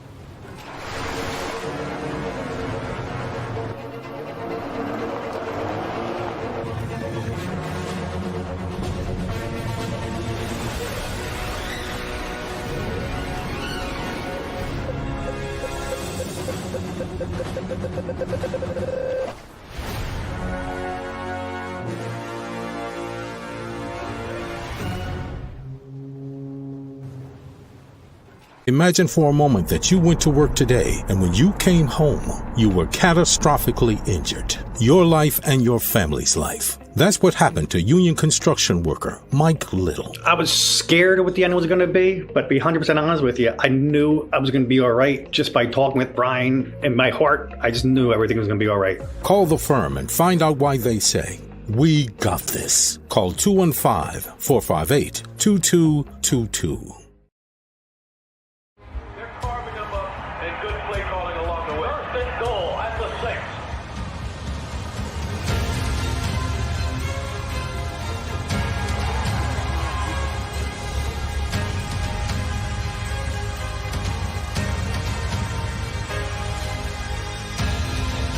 Field of life, First Trust Bank is there for you. Champions on 3. 1, 2, 3. Because Philadelphia dreams deserve a Philadelphia bank.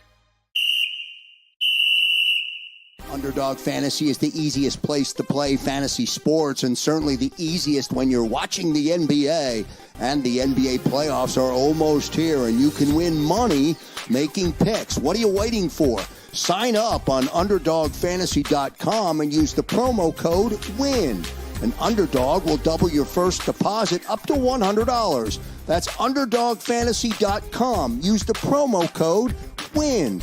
Get ready for the NBA and get ready for the NBA playoffs. Go to UnderdogFantasy.com. Use the promo code WIN.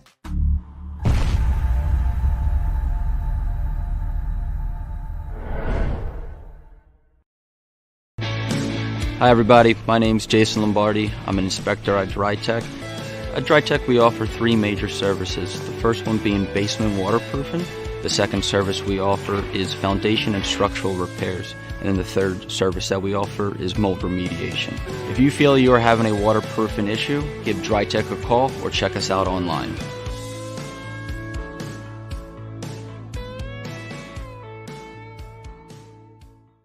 Do you Do you stream on a Roku, Fire Stick, Google TV, or Apple TV? Now you can watch 6ABC 24/7 with the 6ABC Philadelphia streaming app. And the big story on Action News. Search 6ABC Philadelphia and start streaming today. EAGLES. Eagles.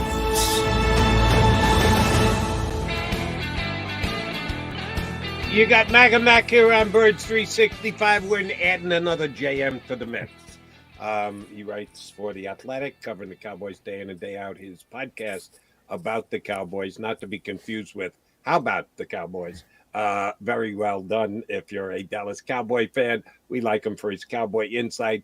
John Machota joins us here on Birds 365. JM, I've got an intriguing question for you. Has The Athletic asked for you to renegotiate your contract because you haven't needed to do quite as much work as some other reporters around the league because the Cowboys have done next to nothing this offseason? Have they asked you to redo your deal because you're not quite earning that big paycheck these days? Yeah. I'm thinking about what I need to say here because I want to make sure I'm hold on here. This is how we'll put it. John, Okay. John will be able to relate to this, I think, in this business.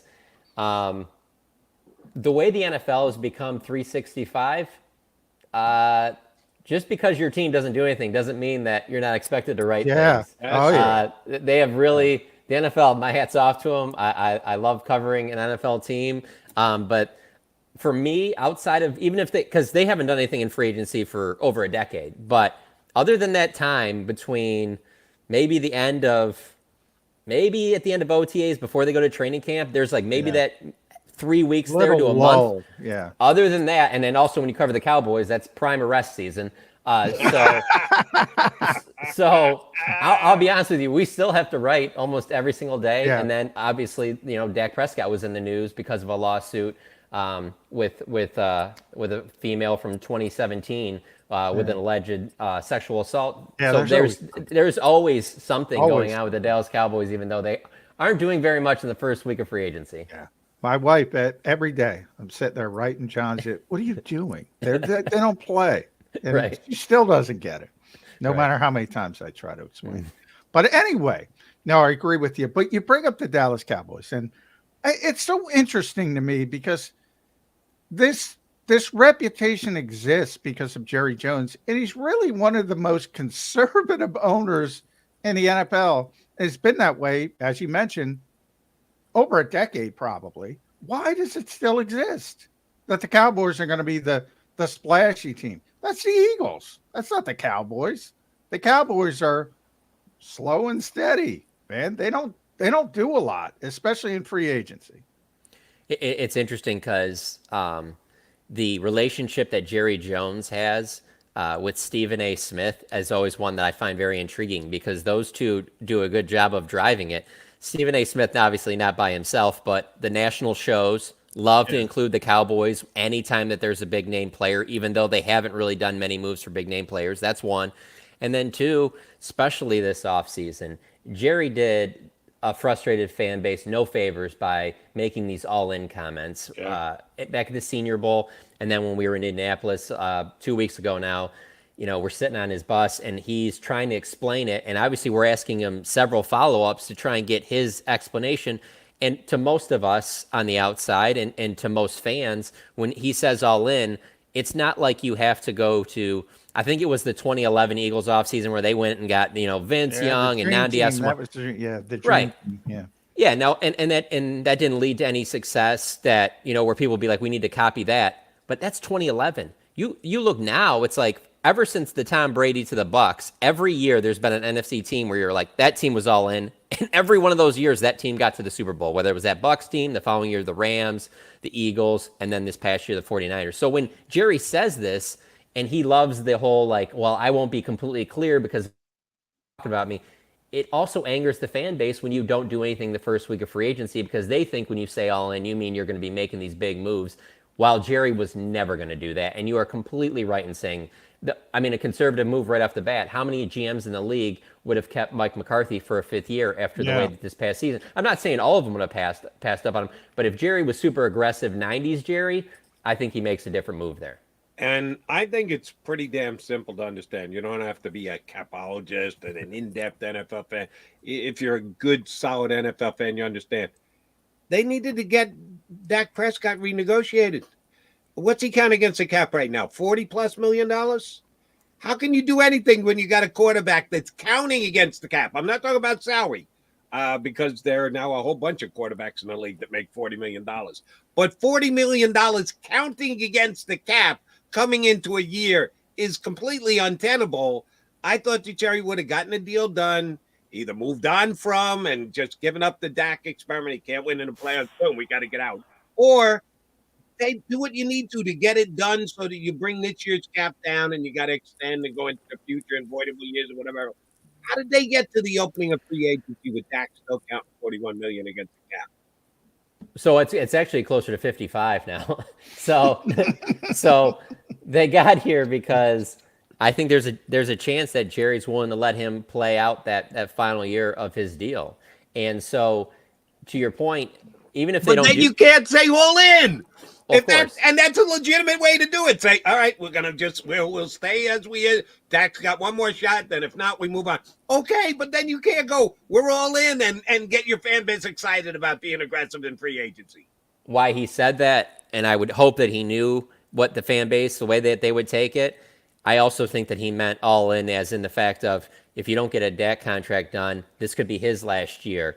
Mike Zimmer, the new DC, only signed a 1-year deal. Mike McCarthy's in the final year of his deal. A bunch of these free agents are signing our 1-year deals. There's a lot of other guys on the team same way. So to him, it's all in on this year, because if they don't finally have that playoff success, things will change greatly next season, which I don't believe, by the way. I don't think that they will, because to your point, with him being so conservative, I don't see him making wild swings. And with the Dak contract, even if you don't get Dak's deal done, you want to let him play under that final year, because you don't know for sure. You've seen the 8 years. You don't know. Let's say that he won't say this publicly, but let's say Jerry Jones said behind the scenes, let's let him play this out. I don't know if this is the guy for sure.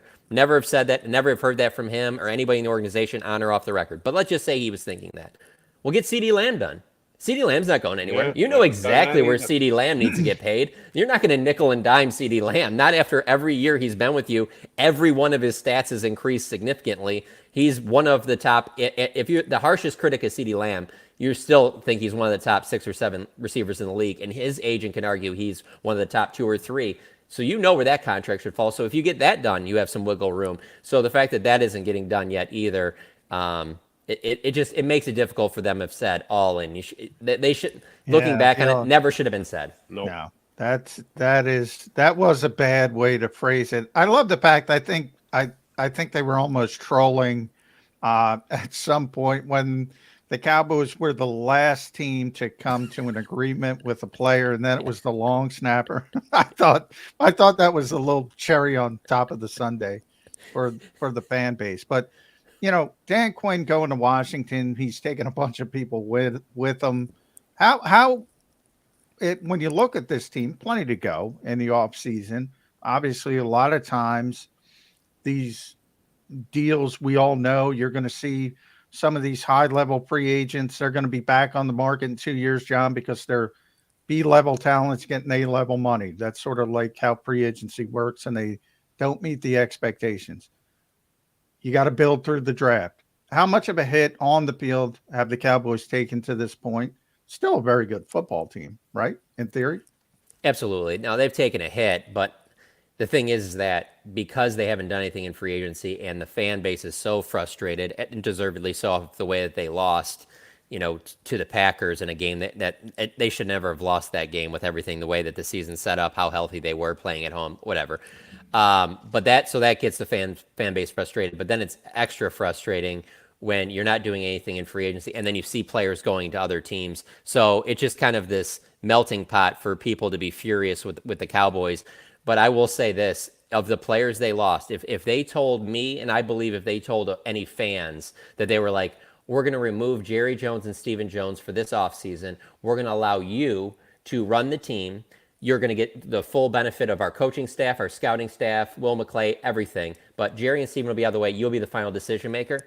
I honestly don't think anybody that they've lost, anybody would bring back when you sat down with all the cap guys and everything like that. Because it's like you said, it's paying guys higher than what you should be paying those guys. And if you're Washington, you have to do that. You have to give Dorrance Armstrong that deal, and Tyler Biotish, and Tennessee giving that contract to Tony Pollard. Heck, even the Tyron Smith deal that just got done on Friday, with him going to the Jets, like, it could be worth up to $20 million. It'll probably maybe be 10 to 12, whatever.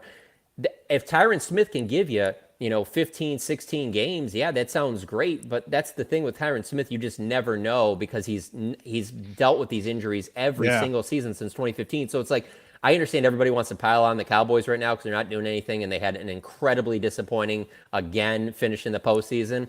Like, I don't know that, like, I look at what's out there and what was done, and I'm just like, if your job was on the line and you were the GM of the Cowboys, I don't know if you're keeping any of those guys on those price tags either. You're probably trying to make a trade or do something a little bit more in free agency than the Cowboys have done up to this point.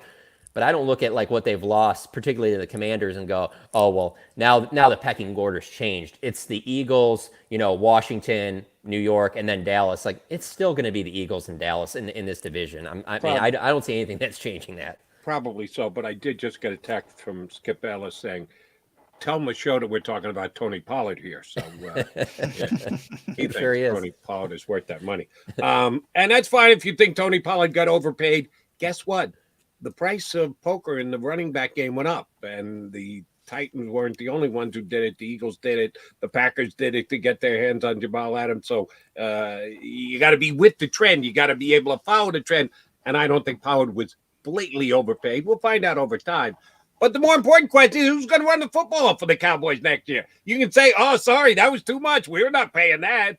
But then you got to hand the football off to someone who's going to be that person for the Dallas Cowboys next year. Well, I mean, running back is kind of a young man's game. So you could draft a running back in the second. How old is Pollard?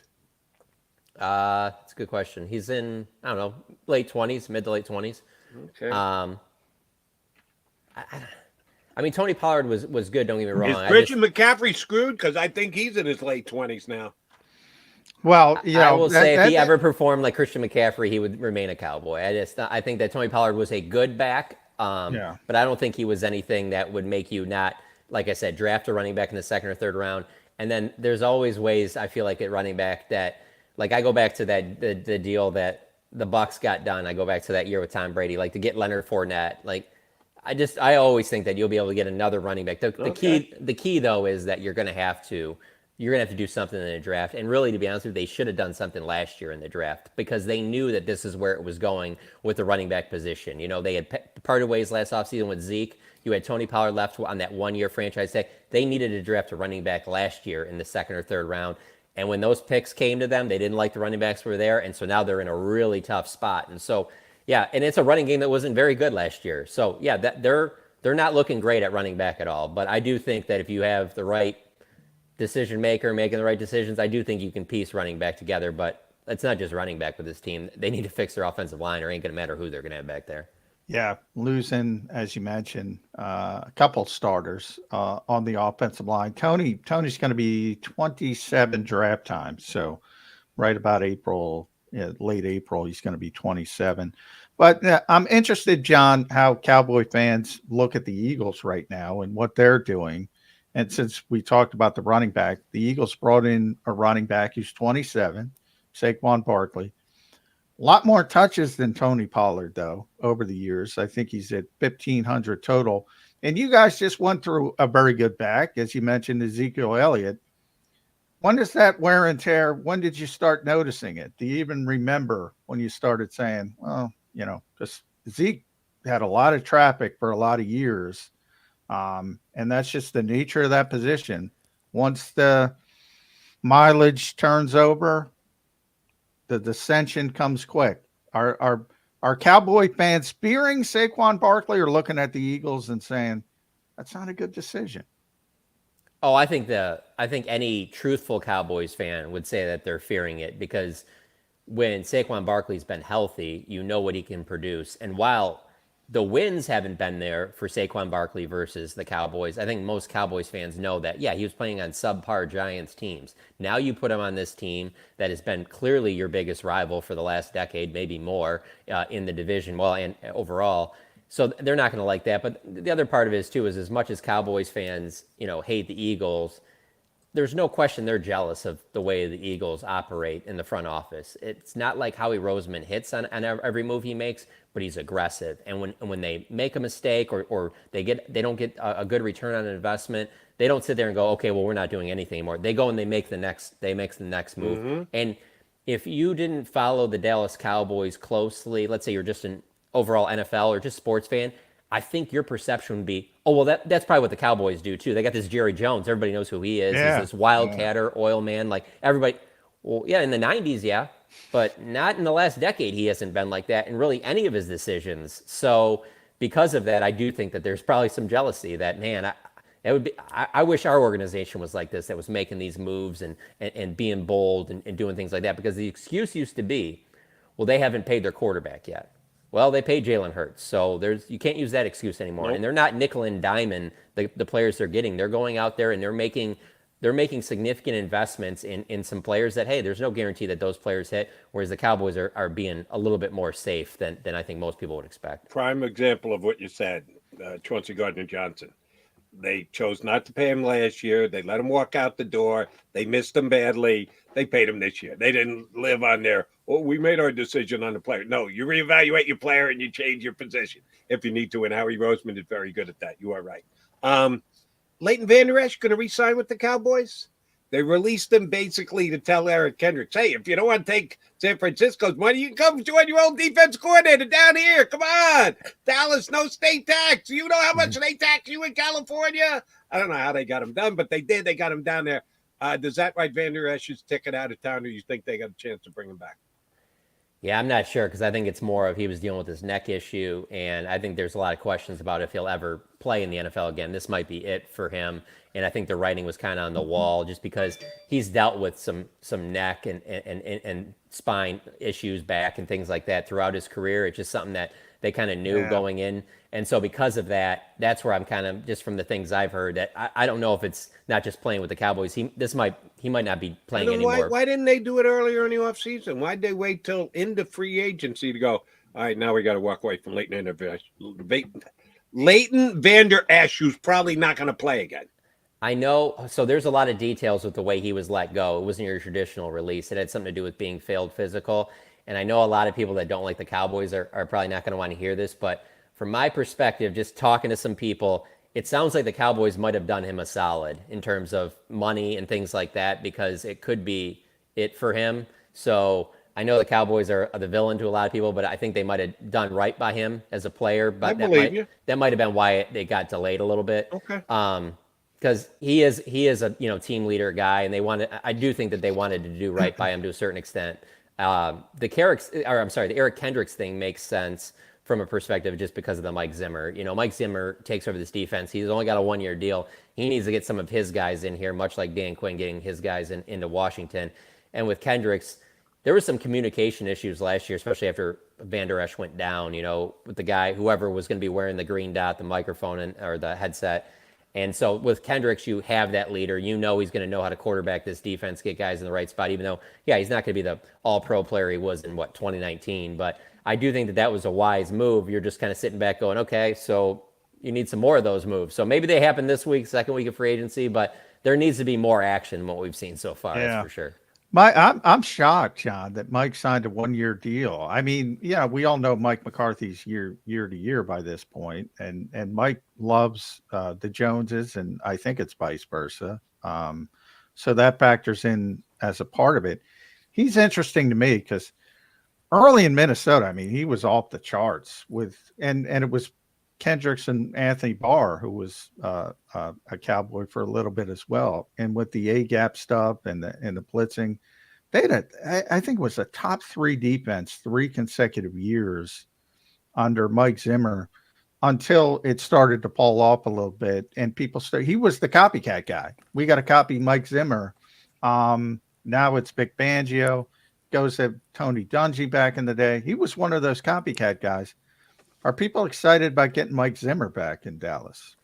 They're excited because most people, myself included, believe that it's a good fit to have kind of a hard-nosed guy come in there, and maybe there's a little bit more, not to say the team was undisciplined last year, but maybe just a change. Just when you keep running into the same issues in January year after year. I mean, hey, it's great that you win 12 games during the regular season the last 3 years. I mean, that shows you that you obviously have good talent, you obviously have good coaching, or you wouldn't be able to do that back years. But to not be able to get it done in January, something's missing there. And so it just seems like he would be a little bit of a shakeup in the coaching staff. But my issue with that is when you say a 1-year deal, you know, how much can you really get away with if you're a coach in terms of like really getting into guys, ripping guys? I agree. They can just sit there and go, you're not even going to be here next year. Yeah. I'm not going anywhere. So I don't know how much of that you can do, but I think that he is a very successful NFL coach, especially on the defensive side of the ball. And so it'll be interesting. I mean, this key things is just how well does he utilize Micah Parsons, and he's got to get something out of Mazi Smith, last year's first-round pick, because they got nothing last year, and their run defense is just continues to be an issue. Boy, if you don't have anything out of Mazi, you're in a lot of trouble. And Micah Parsons, if he brings the A-gap stuff back, Micah Parsons doing that, yeah, that might be something to watch. That might be defensive player of the year stuff if he uses him the way he used to use, say, Anthony Barr back in the day. It'll be interesting to see. But here's my Micah Parsons question then. How's he going to be hit? How's he going to handle being franchise tagged? Because the Cowboys continue to show, well, cap management, we do it the way we do it, might not understand it. I can just see him slapping a franchise tag on Micah Parsons. He's not afraid to speak his mind. He's one of these guys in the NFL. I say this all the time, John. You don't have to listen to it because you just come on when we ask you to come on as a guest. McMullen's got to listen to this crap all the time when I say it. NFL players can be stupid. They go on podcasts and they think they're just sitting there talking to their friend. And they don't realize, no, this is being broadcast for everyone on the planet to hear thereafter. They don't even comprehend it. Either they don't care or they don't pay attention. And Mike has done it a couple of times now. He sits down with a buddy on a podcast. He said something that comes back to be overanalyzed thereafter afterwards. What's he going to be like when they slap a franchise tag on him? How many podcasts is he going to show up and go nuts on? So Jody, I've actually heard you make this point. I was getting something to eat a few weekends ago, Saturday night, when you were doing on CBS. Okay. Yes, you were doing your other job, and you brought that up, and it was funny because you're so right about it with the Micah thing, because at the Super Bowl, or right after the Super Bowl, him and CeeDee Lamb, CD jumped on his podcast, and CD's eating food and he's super relaxed, and it was some of the best stuff he'd said. So for me, like, I was on vacation too. It was like a late Friday night, and I'm sitting there and I'm at my hotel room, and I see on my phone that I get the alert that Bleacher Report, like, Mike is going to do his podcast. I'm like, man, it's like 9:00 at night. I'm surprised. CD sits down. I immediately start recording. I'm like typing up stuff. I'm like, man, this is the best CD's been, about his contract, about the team, what they did wrong, what happened against Green Bay. I was like, so for me, I'm kind of like, I know it's going that way more and more in our business, as long as they still need to talk during the week to us, but it's like one of those things where I'm like, well, I'll listen to this. I can write off this. That's fine. Yeah. But to your point, yes, if they were to sit there and drag this out, he will certainly be vocal about it. The only thing I will say about that is he's been vocal throughout his career, but he still is there on Sundays. He's going to have to be there on Sundays. Right. Even no matter how upset he is, he'll still have to show up on Sundays and play. Now, granted, I do think he's an easy contract to figure out, because he needs, whenever that comes up, as long as he's healthy, he deserves to be paid like one of the highest, if not the highest, defensive players in the game. That's just what's going to happen. And then somebody will pass him, but he's performed to a level that, I mean, if you're going to give one person credit, or the most credit, for them being 3 consecutive 12-win seasons, it's Micah Parsons. It's since the day they drafted him. And with that, there comes other credit. Mike McCarthy was obviously a big part of that. You know, Dan Quinn utilizing Micah the right way. But Micah Parsons on the field is the biggest reason that they've been able to have that consistency, because he's been such a force on defense. So, you know, I don't see them moving on from him or trading him or going in another direction. So if he's going to be here, get that deal done. Yeah, that was such an interesting year for the NFC East, because the Eagles moved up in the draft. The Cowboys moved down. The Eagles got Devontae Smith. The Cowboys got Micah Parsons. The Giants are the ones who got screwed because they wanted Devontae Smith. They traded down and got Kadarius Toney. So it's always the poor New York Giants. I bring that up because the draft is going to be huge. And I'll end it there with you at John Machota. Make sure you follow John on X, Twitter, whatever you call it these days. Read him at The Athletic. Does a tremendous job about them Cowboys, the podcast as well. John, Will McClay is one of the best draft guys in the business. Is he the most important part of that organization? And I say that because they're not doing a lot of stuff in free agency. So it's got to be about, you mentioned the 2 offensive line positions. They got to find some way to fill those spots. It's usually going to be the draft, and they've hit on a lot of draft picks comparatively to a number of teams. Even you mentioned Van Der Esch, and I know what year was that with Michael Gallup, who just left. Until the injuries, those guys were looking. They've done a very good job identifying talent. Is it Will more than the Joneses?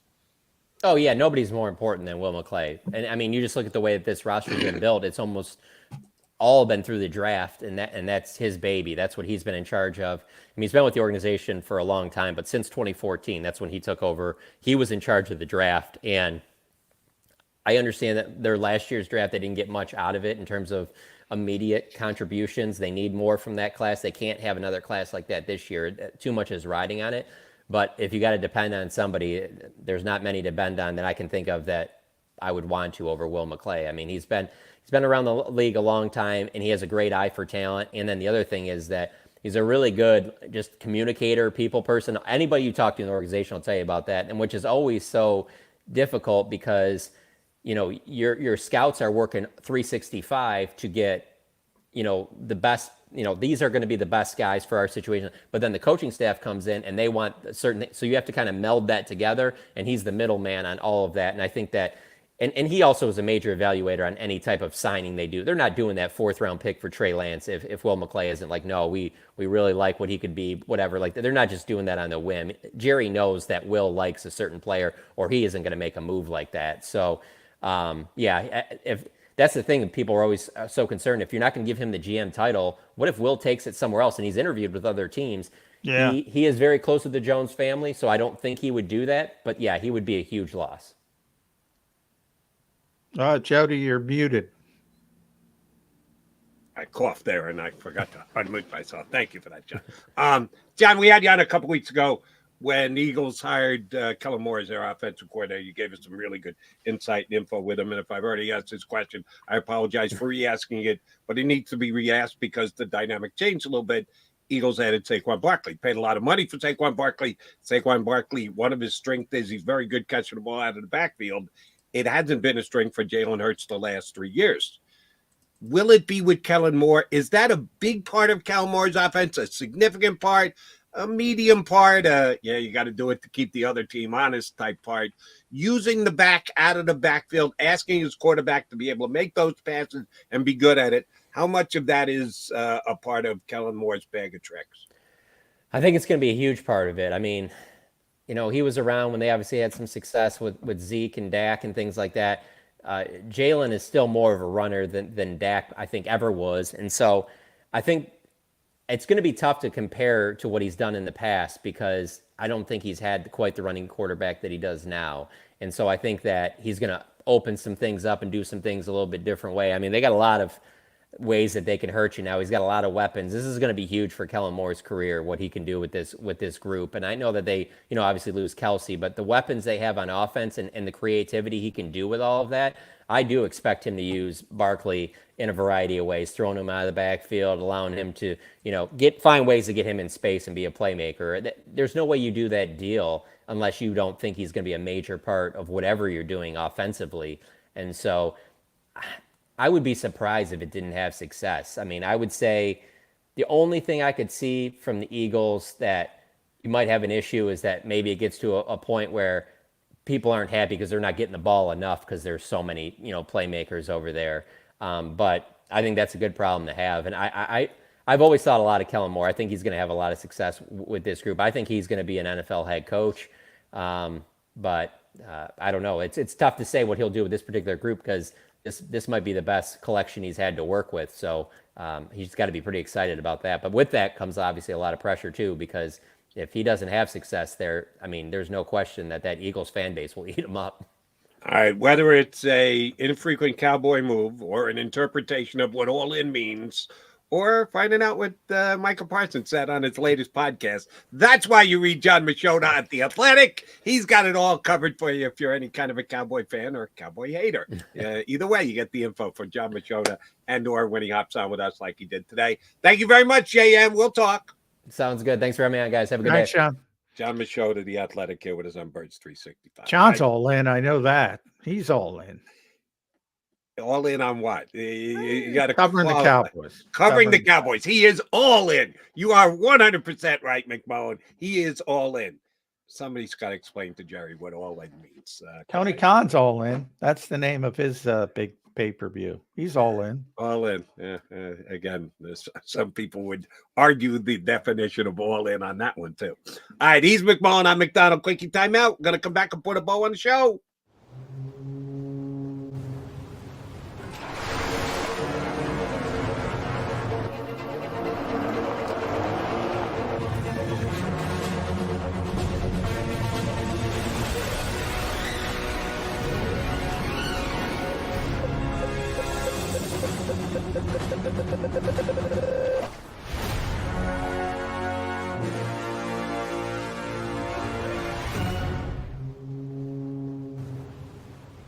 Imagine for a moment that you went to work today and when you came home, you were catastrophically injured. Your life and your family's life. That's what happened to union construction worker Mike Little. I was scared of what the end was going to be, but to be 100% honest with you, I knew I was going to be all right just by talking with Brian. In my heart, I just knew everything was going to be all right. Call the firm and find out why they say, "We got this." Call 215-458-2222.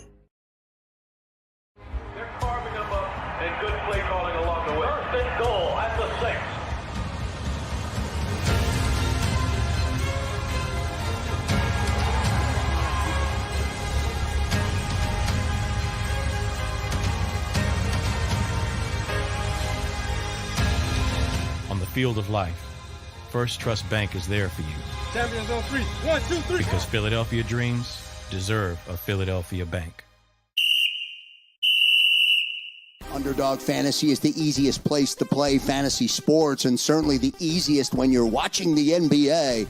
And the NBA playoffs are almost here, and you can win money making picks. What are you waiting for? Sign up on UnderdogFantasy.com and use the promo code WIN. An Underdog will double your first deposit up to $100. That's UnderdogFantasy.com. Use the promo code WIN. Get ready for the NBA and get ready for the NBA playoffs. Go to UnderdogFantasy.com. Use the promo code WIN.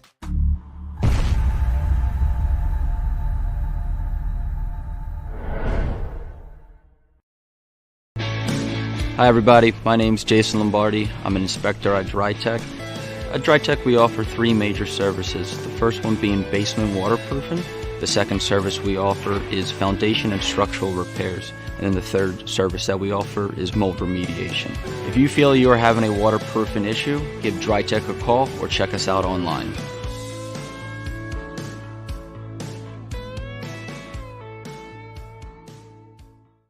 Do you stream on a Roku, Fire Stick, Google TV, or Apple TV? Now you can watch 6ABC 24/7 with the 6ABC Philadelphia streaming app. For the big story on Action News, search 6ABC Philadelphia and start streaming today. EAGLES, Eagles. Mac guys here on Birds 365. Where we now we got 2 hours to go before we officially kick in to a full week of free agent frenzy. Eagles have done a lot, made a lot of moves, mostly free agent signing, one trade, Kenny Pickett, what the hell. But they still have a couple more things they could work out. They do have some cap space. And again, be very careful when you read, oh, they got $39 million of cap space. No, they don't. They got a bunch of guys that they haven't officially put the contracts into the mix yet. So it's going to dissipate at some point. But the Eagles still do have some flexibility. We get anything tomorrow, the day after, John? Most of the top players have come off the board. There's one or two names that are still out there. But what do you think is the last week was a lot of fun for Eagle fans and NFL fans in general. This week going to be a slow ease or a slam on the yeah, I think we're in phase 2 and we're headed to phase 3, and the trickle is going to finally slow. And Oren Burks is the types of signings you're going to see now. Who I think solid signing, by the way, good special team player, good backup linebacker. I think those things are important, and these types of signings can really help you. We've talked in the past about 1-year deals. I think we're going to see maybe a few more of those. But they still need a backup tight end. Still use some. The splashy stuff. If we're going to see the splashy stuff, it's probably going to be the trades, a potential trade of a Son Reddick or something of that nature, post June 1st. Depending on what happens in the draft. Cornerback was not very strong in free agency, so they really haven't addressed it. I still think they want to get younger. They're probably targeting that in the draft. Yeah. And if they're able to get what they want, perhaps you see James Bradbury as a post June 1st potential cut, and then there might be another shoe to drop on but we'll talk about that later down the road. Post June 1st, I want to talk about because we're in mid-March. That's like months down the road. We have to, but it kind of goes down the road. Hopefully the Eagles give us something to sink our teeth into. If they do, we'll be here tomorrow. I'm in, McMullen. You in? I'm in. Let's do it. You will get Mac and Mac right back here on Birds 365 in 2 and 2. You've been listening to Birds 365, the destination for the passionate Eagles football fan who bleeds green. If it's Eagles football, we're talking about it. Debate, inside the locker room, and guests that are some of the greatest football minds from around the region. We hope you enjoyed the show. We know we had a blast. Make sure to like, comment, and subscribe, and we'll be back soon. But in the meantime, hook up with us on social media at JAKIB Sports. See you next time on Birds 360.